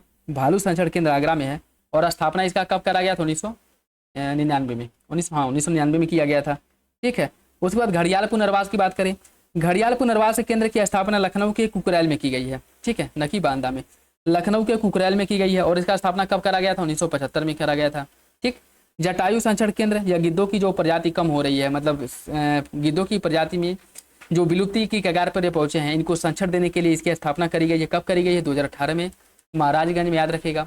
मयूर संरक्षण की अगर हम बात करें, तो एक सेकेंड, जटायु संरक्षण का स्थापना कब किया गया आप लोग बताएंगे। मयूर संरक्षण का स्थापना 2018 में हुआ था। ठीक है, ये आप लोग बताएंगे और मेरे ख्याल से 3 या 4 साल हुआ, 3-4 साल के अंदर इसका स्थापना किया गया महाराजगंज में। ठीक है, बताइए कमेंट बॉक्स में जरूर बताइएगा कि जटायु संरक्षण केंद्र का स्थापना महाराजगंज में कब किया गया है। इसका सही आंसर सी हो जाएगा। भारतीय सब्जी अनुसंधान संस्थान निम्नलिखित में से उत्तर प्रदेश के किस जिले में अवस्थित है? भारतीय सब्जी अनुसंधान संस्थान यह वाराणसी में। ऑप्शन डी हो जाएगा, भारतीय सब्जी अनुसंधान संस्थान है वाराणसी में। ठीक, निम्नलिखित में से कौन सा ही सम्मिलित नहीं है? कजरी महोत्सव का आयोजन मिर्जापुर में, कलकी महोत्सव इटावा में, सुलहकुल महोत्सव आगरा और आयुर्वेद महोत्सव झांसी। कौन सा विकल्प इसमें से गलत है? इसका जो सही आंसर भी हो जाएगा, कलकी महोत्सव इटावा में गलत है। ठीक है, कलकी महोत्सव की अगर हम बात करें, इसका जो आयोजन है कलकी महोत्सव का, यह संभल में किया जाता है। संभल में कलकी महोत्सव का आयोजन किया है, तो बाकी विकल्प सही है। बुंदेलखंड चित्रकला शैली के बारे में देखिए, यह राज दरबार से प्रभावित चित्रकला शैली है। इसमें चितेरी और बुंदेली कलम शैली का प्रयोग होता है। इस शैली के चित्र ललितपुर के गोसाई मंदिर की दीवारों पर निर्मित हुए हैं। कौन सा विकल्प इसके बारे में सही है? कूट के हिसाब से आपको सही आंसर का चयन करना है और इसका सही आंसर डी हो जाएगा। तीनों विकल्प सही है, तीनों विकल्प सही है। रूमी दरवाजा लखनऊ के संदर्भ में देखिए, इसका निर्माण नवाब आशुफुद्दौला ने करवाया था। हिंदू मुस्लिम कला का सम्मिश्रण इसकी प्रमुख विशेषता है। इसका सही आंसर क्या है? इसका सही आंसर सी हो जाएगा। दोनों विकल्प सही है, दोनों विकल्प सही है। इसका निर्माण कब कराया गया था? इसका निर्माण कराया गया था 1783 में, याद रखिएगा 1783 में। ठीक है, ऑप्शन सी। निम्नलिखित में से उत्तर प्रदेश के कौन से जिले दियासलाई उद्योग के लिए प्रमुख केंद्र हैं? दियासलाई उद्योग के प्रमुख केंद्र कौन है? बरेली, मथुरा, सहारनपुर, आगरा। कूट के हिसाब से बताइए सही आंसर इसका क्या होगा। देखिए इसका जो सही आंसर है वो आपका हो जाएगा बरेली और सहारनपुर। यह दियासलाई उद्योग के लिए फेमस है। ऑप्शन ए इसका सही है, ऑप्शन ए इसका सही हो जाएगा। ठीक है, और अगर इस कुछ और फैक्ट देखें, दियासलाई का निर्माण भारत में पहली बार जो हुआ था यह 1895 में हुआ था। 1895 में प्रारंभ हुआ था। ठीक है, और इसका पहला कारखाना कहाँ पे खोला गया था? अहमदाबाद में। अहमदाबाद में इसका पहला कारखाना खोला गया था। ठीक, कब खोला गया था? 1895 में ही। और उसके बाद पुनः जो है 1909 में इसका दूसरा कारखाना कोलकाता में खोला गया था। ठीक है, याद रखिएगा, सही आंसर ये हो जाएगा। निम्नलिखित में से कौन सी उत्तर प्रदेश की सबसे पुरानी तापीय परियोजना है? उत्तर प्रदेश की सबसे पुरानी तापीय परियोजना कौन सी है? उत्तर प्रदेश की सबसे पुरानी तापीय परियोजना हरदुआगंज ताप विद्युत परियोजना या संयंत्र है। ठीक है, सही आंसर इसका हो जाएगा बी। और इसका स्थापना कब करा गया था? 1942 में, याद रखिएगा, हरदुआगंज 1942 में। ठीक, और यह है कहाँ पे? हरदुआगंज। हरदुआगंज की अगर हम बात करें आपकी अलीगढ़ में स्थित है, ये भी याद रखिएगा, अलीगढ़ में। ठीक है, सही आंसर भी हो जाएगा।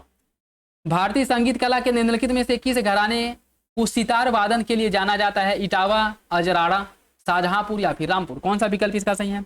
इसका सही आंसर ये हो जाएगा, इटावा घराना को, जो संगीत का घराना है, इसे सितार वादन के लिए जाना जाता है। ऑप्शन ए इसका सही हो जाएगा, ऑप्शन ए इसका सही है।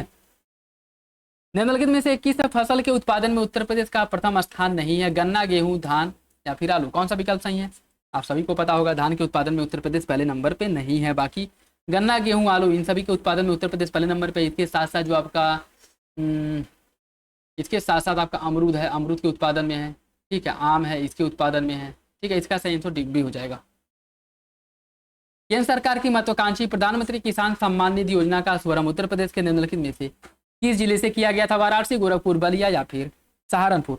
इसका शुभारंभ किया गया था आपके गोरखपुर जिले से। ऑप्शन बी हो जाएगा, ऑप्शन बी इसका सही है। और कब करा गया था? 2019 में। 2019 में। उत्तर प्रदेश में खिलाफत आंदोलन के समर्थक हेतु हिंदू मुस्लिम नेताओं की संयुक्त बैठक निम्नलिखित में से किस जिले में आयोजित की गई थी? हिंदू मुस्लिम नेताओं की संयुक्त बैठक का आयोजन किया गया था प्रयागराज में। ऑप्शन सी हो जाएगा, ऑप्शन सी इसका सही है, ठीक है। ऑप्शन सी सही है।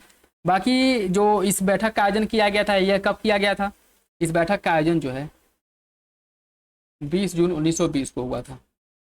क्षेत्रफल की दृष्टि से निम्नलिखित में से कौन सा उत्तर प्रदेश का सबसे छोटा पक्षी विहार है?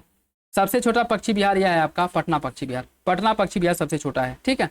बाकी अगर हम बात करें पटना पक्षी विहार की, पटना पक्षी विहार जो लगभग 108 हेक्टेयर में फैला हुआ है, और यह जो है इटावा जिले के जलेसर पर उपविभाग के रूप में एक फैला हुआ है, ठीक है। स्थापना इसका कब किया गया था? 1991 में किया गया था। पटना पक्षी विहार या आपके इटावा या फिर इटा या कह सकते हैं एटा जिले में स्थित है, ठीक है। और उसके साथ साथ आपका जो चंद्रशेखर, इसके साथ आपका जो चंद्रशेखर आज़ाद पक्षी विहार है, चंद्रशेखर आज़ाद पक्षी विहार है, लाख बहोसी और समसपुर। इसके अगर हम बात करें समसपुर पक्षी विहार, इसका स्थापना कब किया गया था? 1987 में। 1987 में। और समसपुर जो है रायबरेली में स्थित है, रायबरेली में स्थित है, ठीक। और जो आपका पटना पक्षी विहार है, पटना पक्षी विहार आपके एटा जिले में स्थित है। लाख बहोसी पक्षी विहार की बात करें, इसे 1989 में पक्षी अभ्यारण्य घोषित किया गया था, पक्षी विहार घोषित किया गया था। और लाख बहोसी है कन्नौज में, कन्नौज में है। चंद्रशेखर की बात करें, चंद्रशेखर की बात करें तो यह कहाँ पे है? ये आप लोग कमेंट बॉक्स में बताएंगे, ठीक है। ठीक, इसका सही आंसर सी हो जाएगा। विश्व आर्थिक मंच द्वारा जारी वैश्विक लैंगिक अंतराल रिपोर्ट 2025, इसमें भारत को निम्नलिखित में से कौन सा स्थान प्राप्त हुआ है? वैश्विक लैंगिक अंतराल report global gender gap index में भारत किस नंबर पे है आपको बताना है। इसका जो सही आंसर हो आपका हो जाएगा भारत 131वें नंबर पे है। भारत इसमें 131वें नंबर पे है। 2 अंकों का गिरावट आया है। 2024 की बात करें, 2024 में भारत 129वें नंबर पे था, ठीक है। अभी 131वें मतलब 2 अंक गिर चुका है। हाल ही में चर्चा में रहा ऑपरेशन सिंधु के बारे में देखिए। इजराइल में फंसे भारतीय नागरिकों को वापस लाने के लिए चलाया गया था म्यांमार में आपदा राहत। पहलगाम आतंकी हमले के आरोपियों को समाप्ति के लिए ईरान में फंसे भारतीय नागरिकों को वापस लाने के लिए कौन सा विकल्प इसका सही है?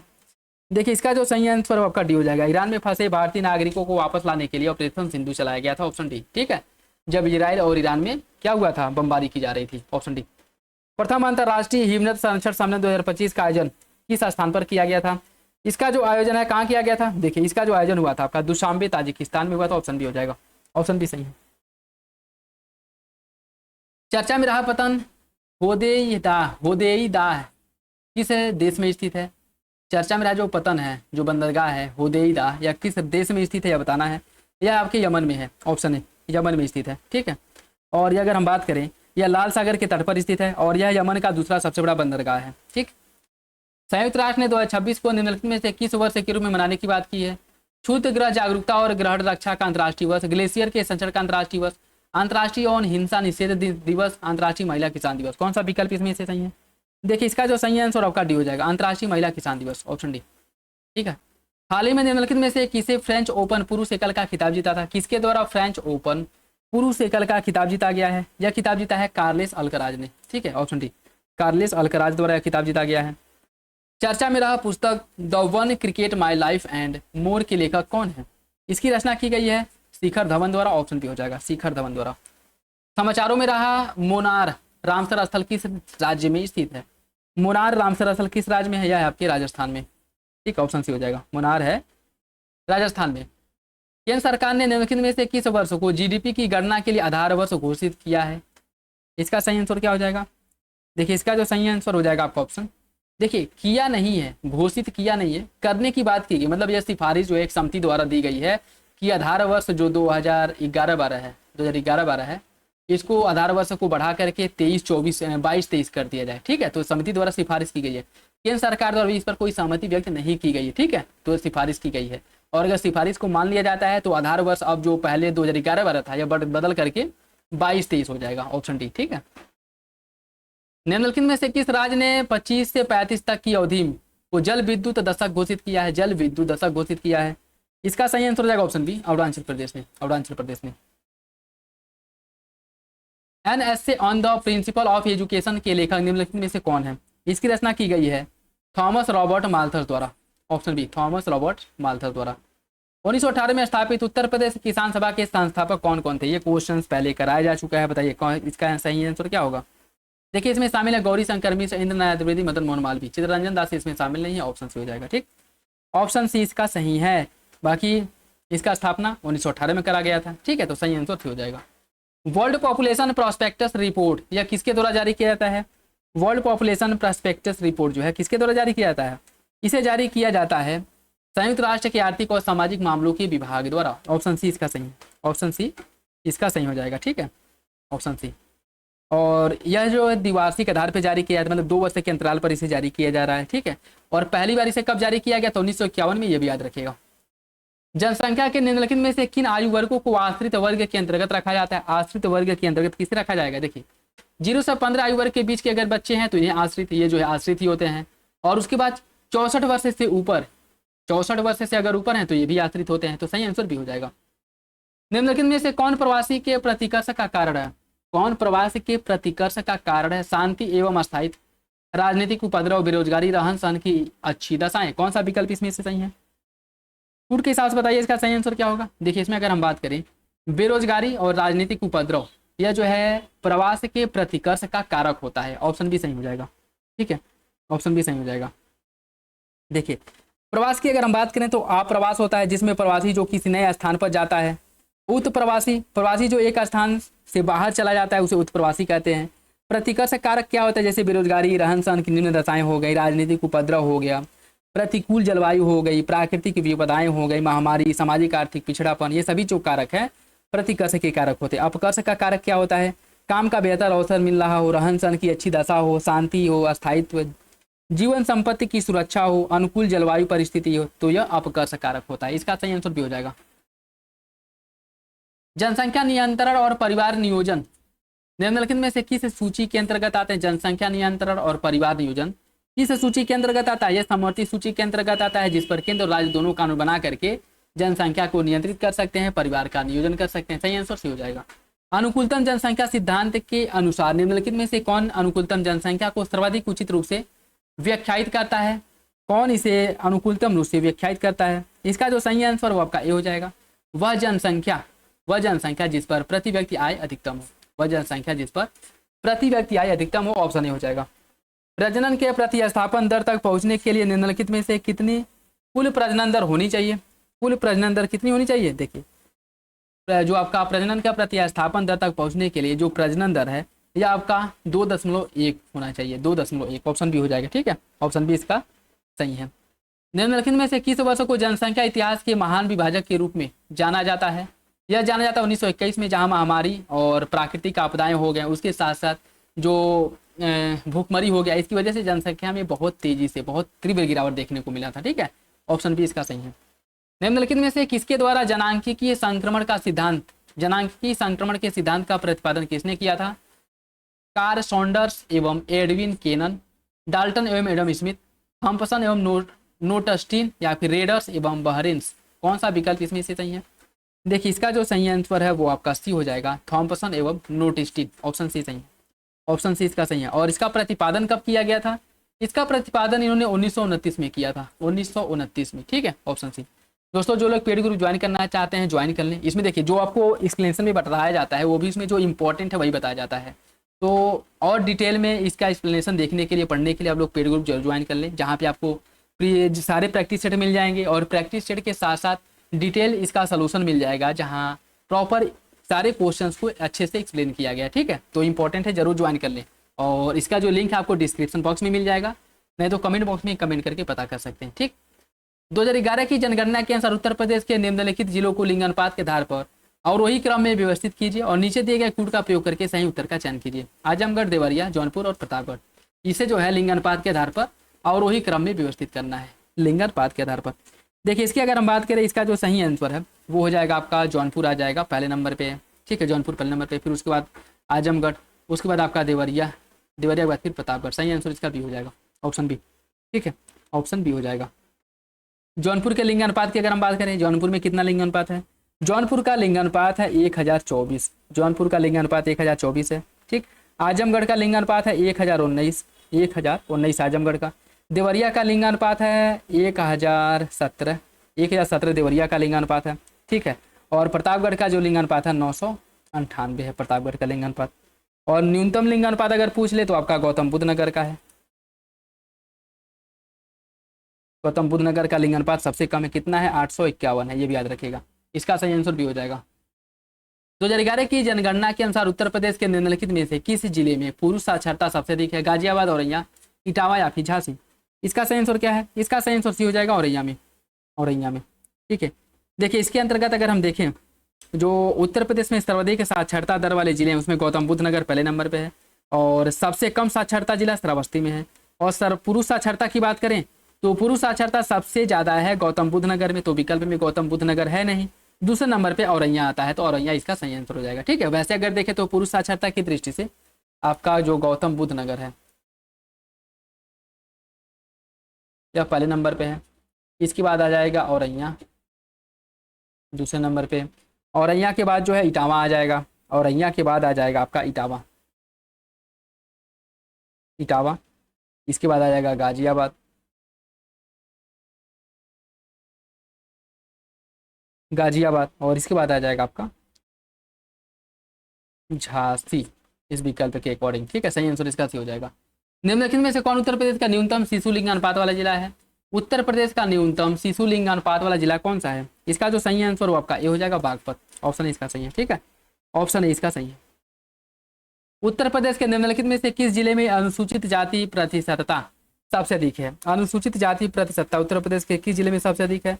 यह है आपके कौशाम्बी में, कौशाम्बी में। सही आंसर इसका जो है आपका ये हो जाएगा। ठीक है, देखिए 2011 की जनगणना के अनुसार उत्तर प्रदेश की कुल जनसंख्या में अनुसूचित जाति का जो प्रतिशत है 20.69% है।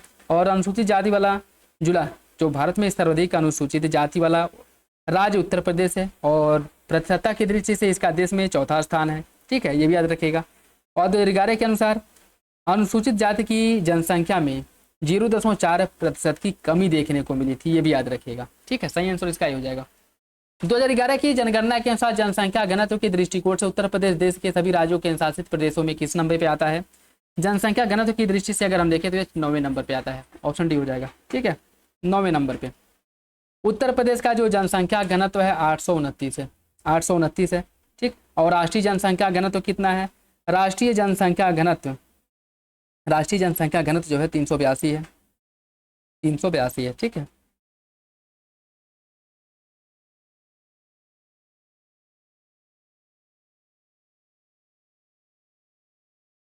तो 2011 की जनगणना के अनुसार उत्तर प्रदेश के निम्नलिखित जिलों को ग्रामीण जनसंख्या और प्रतिशतता के आधार पर अवरोही क्रम में व्यवस्थित कीजिए और नीचे दिए गए कूट के हिसाब से सही आंसर का चयन करना है। ठीक है, देखिए इसकी अगर हम बात करें, आपको बताना है कुशीनगर, सुल्तानपुर, कुशीनगर, सुल्तानपुर, श्रावस्ती।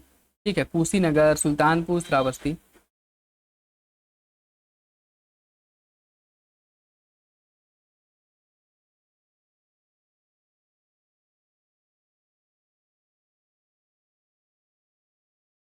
कुशीनगर, सुल्तानपुर, श्रावस्ती, महाराजगंज, इन सभी को क्रम से लगाना है और इन सभी को अवरोही क्रम में आपको व्यवस्थित करना है। इन सभी को अवरोही क्रम में व्यवस्थित करना है। ठीक है, अवरोही क्रम में व्यवस्थित करना है। तो इसका जो सही आंसर क्या हो जाएगा? देखिए इसकी अगर हम बात करें, तो आपका जो श्रावस्ती है पहले नंबर पे आ जाएगा, कुशीनगर दूसरे नंबर पे आ जाएगा, महाराजगंज तीसरे और सुल्तानपुर चौथे नंबर पे आ जाएगा। इसका जो सही आंसर आपका डी हो जाएगा, 3142, 3142। ठीक है, उत्तर प्रदेश के निम्नलिखित में से किस जिले की नगरीय जनसंख्या सबसे अधिक है? गाजियाबाद, प्रयागराज, मुरादाबाद या फिर लखनऊ? इसका सही आंसर हो जाएगा गाजियाबाद की जो नगरीय जनसंख्या वो सबसे अधिक है, ऑप्शन ए। 2011 की जनगणना के अनुसार उत्तर प्रदेश के निम्नलिखित में से किस जनपद में लिंग अनुपात न्यूनतम है? किस जिले में लिंग अनुपात न्यूनतम है? कानपुर नगर, औरैया, गौतम बुद्ध नगर या फिर बादा? इसका सही आंसर क्या हो जाएगा? इसका जो सही आंसर है सी हो जाएगा, गौतम बुद्ध नगर। ऑप्शन सी इसका सही है, ऑप्शन सी सही है। 2001 से 11 के दौरान उत्तर प्रदेश की दशकीय वृद्धि दर में कितने प्रतिशत की कमी आई है? 2001 से 11 के बीच उत्तर प्रदेश की जो दशकीय वृद्धि दर है उसमें कितने प्रतिशत की कमी दर्ज की गई है? इसमें 5.6% की 5.63% की कमी देखने को मिला है। सही आंसर इसका डी हो जाएगा। निम्नलिखित में से कौन उत्तर प्रदेश का सर्वाधिक महिला साक्षरता वाला जिला है? उत्तर प्रदेश का सर्वाधिक महिला साक्षरता वाला जो जिला है वो कानपुर नगर है। ऑप्शन सी हो जाएगा, कानपुर नगर। सही आंसर इसका सी है। उत्तर प्रदेश के निम्नलिखित में से किस जिले की दशकीय वृद्धि दर सबसे कम है? सबसे कम दशकीय वृद्धि दर उत्तर प्रदेश के कानपुर नगर की है। ऑप्शन सी इसका सही है, ऑप्शन सी इसका सही हो जाएगा। ठीक है, न्यूनतम दशकीय वृद्धि दर कानपुर की है, उसके बाद हमीरपुर, बागपत, फतेहपुर, देवरिया। ठीक है, और उसके बाद अगर हम देखें जो ग्रामीण क्षेत्र में 18% दस की जनसंख्या वृद्धि दर है, जबकि नगरीय क्षेत्रों में 28.8% है, ये भी याद रखेगा। ठीक है, और उत्तर प्रदेश में जनसंख्या की जो दस की वृद्धि है वो 20.22% है, जो भारत की दस की वृद्धि 17.7% से क्या है, बहुत अधिक है। ठीक, इसका याद रखिएगा, ऑप्शन नहीं हो जाएगा, ऑप्शन सी। इसमें सूची फर्स्ट को सूची सेकंड से सम्मिलित करना है। संत कबीर नगर, इसमें लिंग अनुपात कितना है? संत कबीर नगर का जो लिंग अनुपात है 942 है। ठीक, बलरामपुर का लिंग अनुपात है 950। बहराइच का लिंग अनुपात कितना है? बहराइच का लिंग अनुपात है 932 और बाराबंकी का 935। 2, 1, 3, 4। ऑप्शन सी ऑप्शन हो जाएगा आपका। एक सेकेंड, बहराइच का जो लिंगानुपात है, बहराइच का लिंगानुपात 935 और बाराबंकी का 932 है। Option B. ठीक, 2011 की जनगणना के अनुसार उत्तर प्रदेश के कितने जिलों में शिशु लिंगानुपात राष्ट्रीय औसत से अधिक है? 20, 22, 24 या फिर 26? इसका सही आंसर क्या है? इसका जो सही आंसर है वो हो जाएगा आपका ऑप्शन बी, ऑप्शन बी। 22 जिलों में, 22 जिलों में शिशु लिंगानुपात राष्ट्रीय औसत से अधिक है। ऑप्शन बी इसका सही हो जाएगा, ऑप्शन बी सही है। उत्तर प्रदेश के निम्नलिखित में से किस जिले में अनुसूचित जनजाति जनसंख्या का जो प्रतिशत है वो सबसे कम है? इसका जो सही आंसर है ये हो जाएगा बदायूं में, ऑप्शन ए। 2011 की जनगणना के अनुसार उत्तर प्रदेश के निम्नलिखित जिलों को नगरीय जनसंख्या प्रतिशतता के आधार पर अवरोही क्रम में व्यवस्थित कीजिए और कूट के हिसाब से सही आंसर का चयन कीजिए। अवरोही क्रम में इन्हें व्यवस्थित करना है। ठीक है, अवरोही क्रम में व्यवस्थित करना है। इसमें अगर हम बात करें तो आ जाएगा गाजियाबाद पहले नंबर पे, फिर लखनऊ दूसरे नंबर पे आ जाएगा, कानपुर नगर तीसरे और गौतम बुद्ध नगर चौथे नंबर पे आ जाएगा। इसका जो सही आंसर है डी हो जाएगा, 2, 4, 3, 1। राज्य और साक्षरता दर दिया गया है। मिजोरम की साक्षरता कितनी है? मिजोरम राज्य की साक्षरता की अगर हम बात करें, मिजोरम की साक्षरता 91% है। बात बिल्कुल ठीक है, मिजोरम की साक्षरता 91%। गोवा की साक्षरता 88.7% है। हिमाचल में साक्षरता दर है 82.8 और त्रिपुरा में 87.2। इसका जो सही आंसर है 1, 2, 4, 3 ऑप्शन सी हो जाएगा, ऑप्शन सी। 2011 की जनगणना के अनुसार निम्नलिखित में से किस राज्य केंद्र शासित प्रदेश में शिशु लिंगानुपात सबसे अधिक है? शिशु लिंगानुपात सबसे अधिक है अरुणाचल प्रदेश में। ऑप्शन बी हो जाएगा, ऑप्शन बी इसका सही है। ठीक है, ऑप्शन बी इसका सही है। ठीक, देखिए अगर हम बात करें अरुणाचल प्रदेश में जो शिशु लिंगानुपात है वो सबसे अधिक है। ठीक, सही आंसर इसका बी हो जाएगा। निम्नलिखित में से कौन 2011 की जनगणना के अनुसार राज्य का उनकी जनसंख्या घनत्व के आधार पर आरोही क्रम में है? जनसंख्या घनत्व के आधार पर अगर हम देखें तो वह जाएगा आपका अरुणाचल प्रदेश, मिजोरम, सिक्किम, हिमाचल प्रदेश। आरोही क्रम में लगाना है। ठीक है, सही आंसर इसका बी हो जाएगा, ऑप्शन बी। ठीक, जिसमें अगर हम बात करें जो आपका अरुणाचल प्रदेश है, अरुणाचल प्रदेश का जनसंख्या घनत्व सबसे कम है। 17 व्यक्ति प्रति वर्ग किलोमीटर अरुणाचल प्रदेश में रहते हैं। ठीक है, प्रति व्यक्ति प्रति वर्ग किलोमीटर, ऑप्शन बी हो जाएगा। 2011 की जनगणना के अनुसार 2001 की तुलना में वर्ष 2011 में भारत में शिशु लिंग अनुपात में कितने अंकों का परिवर्तन देखने को मिला है? इसमें जो परिवर्तन हुआ था 8 अंकों का कमी देखने को मिला था। ठीक है, 8 अंकों की कमी देखने को मिली थी। ठीक है, 2001 में 0 से 6 आयु वर्ग में लिंग अनुपात 927 था, जो 11 में घट करके 919 हो गया है। ठीक है, 919 हो गया है, तो याद रखिएगा। और यह जो है 8 अंकों का गिरावट इसमें देखने को मिला है। ठीक है, बाकी 2011 के अनुसार भारत का जो लिंग अनुपात है 943 है। 0 से 6 आयु वर्ग में बच्चों का जो लिंग अनुपात है राष्ट्रीय स्तर पर यह 919 है। ठीक है, जबकि इसके पहले 2001 में यह था 927। 2011 की जनगणना के अनुसार निम्नलिखित में से किस राज्य में ग्रामीण जनसंख्या का प्रतिशत सबसे कम है? ग्रामीण जनसंख्या सबसे कम गोवा में है। ऑप्शन बी हो जाएगा, प्रतिशतता की दृष्टि से। ठीक है, सबसे कम गोवा में है, ऑप्शन बी हो जाएगा। ठीक है, 2011 की जनगणना के अनुसार निम्नलिखित राज्यों को जनसंख्या के आधार पर आरोही क्रम में व्यवस्थित कीजिए। आरोही क्रम में व्यवस्थित करना है। देखिए इसकी अगर हम बात करें, इसमें सिक्किम पहले नंबर पे आ जाएगा, उसके बाद आ जाएगा मिजोरम, फिर आ जाएगा आपका अरुणाचल प्रदेश, उसके बाद आ जाएगा नागालैंड। इसका जो सही आंसर डी होगा 2143, 2143। ठीक है, 2143 इसका सही हो जाएगा। ठीक, 2011 की जनगणना के अनुसार निम्नलिखित में से किस राज्य में स्त्री पुरुष साक्षरता का जो अंतर है प्रतिशतता यह सबसे अधिक है? यह जो है आपको राजस्थान में देखने को मिलेगा। सबसे अधिक जो पुरुष और स्त्री के बीच साक्षरता में जो अंतर है, डिफरेंट है, यह सबसे अधिक राजस्थान में देखने को मिलेगा। ठीक है, राजस्थान में देखने को मिलेगा। तो सही आंसर इसका जो है वो आपका ये हो जाएगा। 2011 की जनगणना के अनुसार शहरी जनसंख्या प्रतिशतता के संबंध में निम्नलिखित में से कौन सा राज्य का सही आरोही क्रम है? राज्य का आरोही क्रम कौन सा विकल्प सही है? इसमें महाराष्ट्र, केरल, मिजोरम और गोवा। ऑप्शन सी हो जाएगा। ऑप्शन सी इसका सही है। ऑप्शन सी सही हो जाएगा। 2011 की जनगणना के अनुसार निम्नलिखित में से किस राज्य में लिंगानुपात सबसे कम है? लिंगानुपात सबसे कम अर्थात न्यूनतम है, ये आपको बताना है। इसका जो सही आंसर वो आपका ए हो जाएगा, सिक्किम में। सिक्किम में, ठीक है, सिक्किम में लिंगानुपात न्यूनतम है। सही आंसर इसका जो है आपका ए हो जाएगा। ठीक है, देखिए सिक्किम के जो लिंगानुपात की बात करें, सिक्किम में जो लिंगानुपात है यह आपका कितना है? 890 है। और पंजाब में लिंगानुपात कितना है? पंजाब में 895, 895।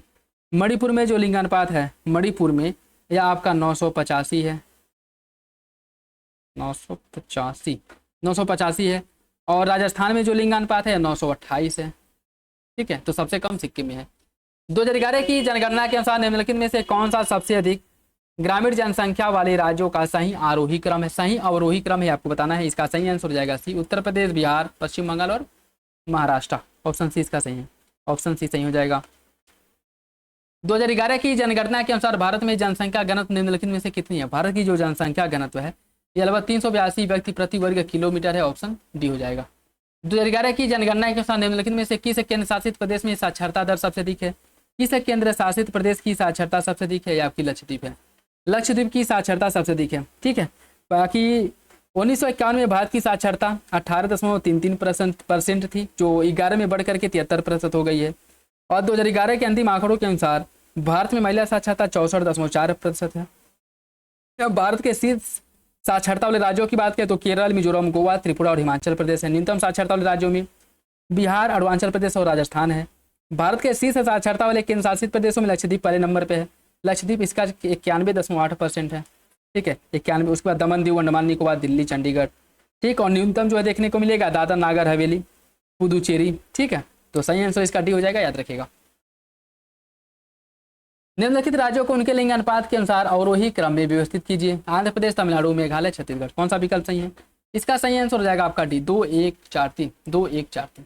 ठीक है, 2143 सही आंसर डी हो जाएगा।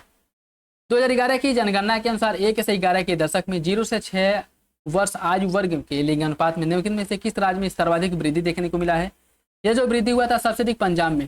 पंजाब का लिंग अनुपात कम है और यहाँ के लिंग अनुपात में सबसे अधिक वृद्धि हुआ था। मतलब जो है यहाँ पे बच्चों की जो मौतें होती थी उसमें सुधार किया जा रहा है। ठीक है, जो भ्रूण हत्या होती थी इसको मतलब कम हुआ है यह पंजाब में। ठीक, सभी आंसर इसका डी हो जाएगा। 2011 की जनगणना के अनुसार 1 से 11 के दशक में भारत के जनसंख्या घनत्व प्रति व्यक्ति वर्ग किलोमीटर में कितने अंकों की वृद्धि देखने को मिला है? इसका जो सही आंसर है वो आपका डी हो जाएगा, 57 अंक। ठीक है, 57 अंक की। ठीक, 2011 की जनगणना में भारत के जनघनत्व में 57 व्यक्ति प्रति वर्ग किलोमीटर की वृद्धि हुई है। 2001 की जनगणना के अनुसार 58 व्यक्ति प्रति वर्ग किलोमीटर की वृद्धि हुई थी। ठीक है, तो 2001 की तुलना में 1 कम है। हाल ही में उत्तर प्रदेश में स्थित निम्नलिखित में से किस स्थल को यूनेस्को के विश्व धरोहर स्थल की संभावित सूची में शामिल किया गया है? इसे शामिल किया गया संभावित सूची में। देखिए इसकी अगर हम बात करें, इसे शामिल किया गया है, यह है आपका सलखन व जीवाश्म पार्क। इसे संभावित सूची में शामिल किया गया, ऑप्शन डी हो जाएगा। उत्तर प्रदेश सरकार ने अग्निवीरों के लिए सेवानिवृत्ति के बाद उत्तर प्रदेश पुलिस बल में कितने प्रतिशत आरक्षण देने की बात की गई है? यह जो आरक्षण जो अग्निवीर है रिटायर होने के बाद उत्तर प्रदेश में इन्हें जो आरक्षण दिया जाएगा यह 20% आरक्षण दिया जाएगा। ठीक है, 20%, याद रखिएगा, 20% आरक्षण दिया जाएगा। हाल ही में चर्चा में रहा Garuda regiment training centre Uttar Pradesh के निम्नलिखित में से किस जिले में अवस्थित है? यह जो है आपके बागपत जिले में अवस्थित है। ऑप्शन बी हो जाएगा। ऑप्शन बी इसका सही है। ऑप्शन बी सही है, बागपत जिले में। गोरखपुर जिले में निर्मित महायोगी गुरु गोरखनाथ आयुष विश्वविद्यालय का उद्घाटन किसके द्वारा किया गया था? इसका उद्घाटन द्रौपदी मुर्मू ने किया था। ऑप्शन ए हो जाएगा, द्रौपदी मुर्मू ने। 1 जुलाई 2025 को इसका उद्घाटन किया गया था, ये भी याद रखिएगा, 1 जुलाई 2025 को। ठीक है, ऑप्शन ए। गोरखपुर को पूर्वांचल एक्सप्रेसवे से जोड़ने वाले गोरखपुर लिंक एक्सप्रेसवे का उद्घाटन किया गया। इसकी लंबाई कितनी है? गोरखपुर लिंक एक्सप्रेसवे की जो लंबाई है यह कितनी है, आपको बताना है। देखिए, गोरखपुर लिंक एक्सप्रेसवे की लंबाई 91.35 किलोमीटर है। ठीक, ऑप्शन ए हो जाएगा, ऑप्शन ए इसका सही है। हाल ही में केंद्र सरकार द्वारा उत्तर प्रदेश के सोनभद्र जिले में नव्या पहल का प्रारंभ किया गया। इसका जो संबंध है यह किससे है, या फिर इसका उद्देश्य किस लिए इसका शुरुआत किया गया, आपको बताना है। इसे शुरू किया गया किशोरियों को न्यूनतम योग्यता अर्थात कक्षा 10 के साथ गैर पारंपरिक नौकरी भूमिकाओं में व्यावसायिक शिक्षा या जो प्रशिक्षण है वो देने के लिए। ऑप्शन डी इसका सही हो जाएगा। ठीक है, और इसके अंतर्गत 16 से लेकर के 18 वर्ष आयु की जो बच्चियां हैं वो इसके अंतर्गत आएंगी। ठीक है, सही आंसर इसका हो जाएगा डी, याद रखिएगा। उत्तर प्रदेश सरकार ने मानव वन्यजीव संघर्ष को रोकने के लिए 4 आधुनिक बचाव केंद्रों की घोषणा की है। कौन इसमें से शामिल नहीं है? हस्तिनापुर वन्यजीव अभयारण्य, किशनपुर वन्यजीव अभयारण्य, सुहागी बरवा और रानीपुर वन्यजीव। कौन इसमें शामिल नहीं है? देखिए, इसका जो सही आंसर आपका बी हो जाएगा, किशनपुर वन्यजीव अभयारण्य इसमें शामिल नहीं है। ठीक है, तो सही आंसर बी है। हाल ही में उत्तर प्रदेश के निम्नलिखित में से कौन सा शहर प्रदेश का पहला शून्य अपशिष्ट शहर बन गया है? उत्तर प्रदेश का पहला शून्य अपशिष्ट शहर कौन बना है? यह शहर जो है आपका लखनऊ है। ऑप्शन डी हो जाएगा, ऑप्शन डी इसका सही है, ऑप्शन डी सही है।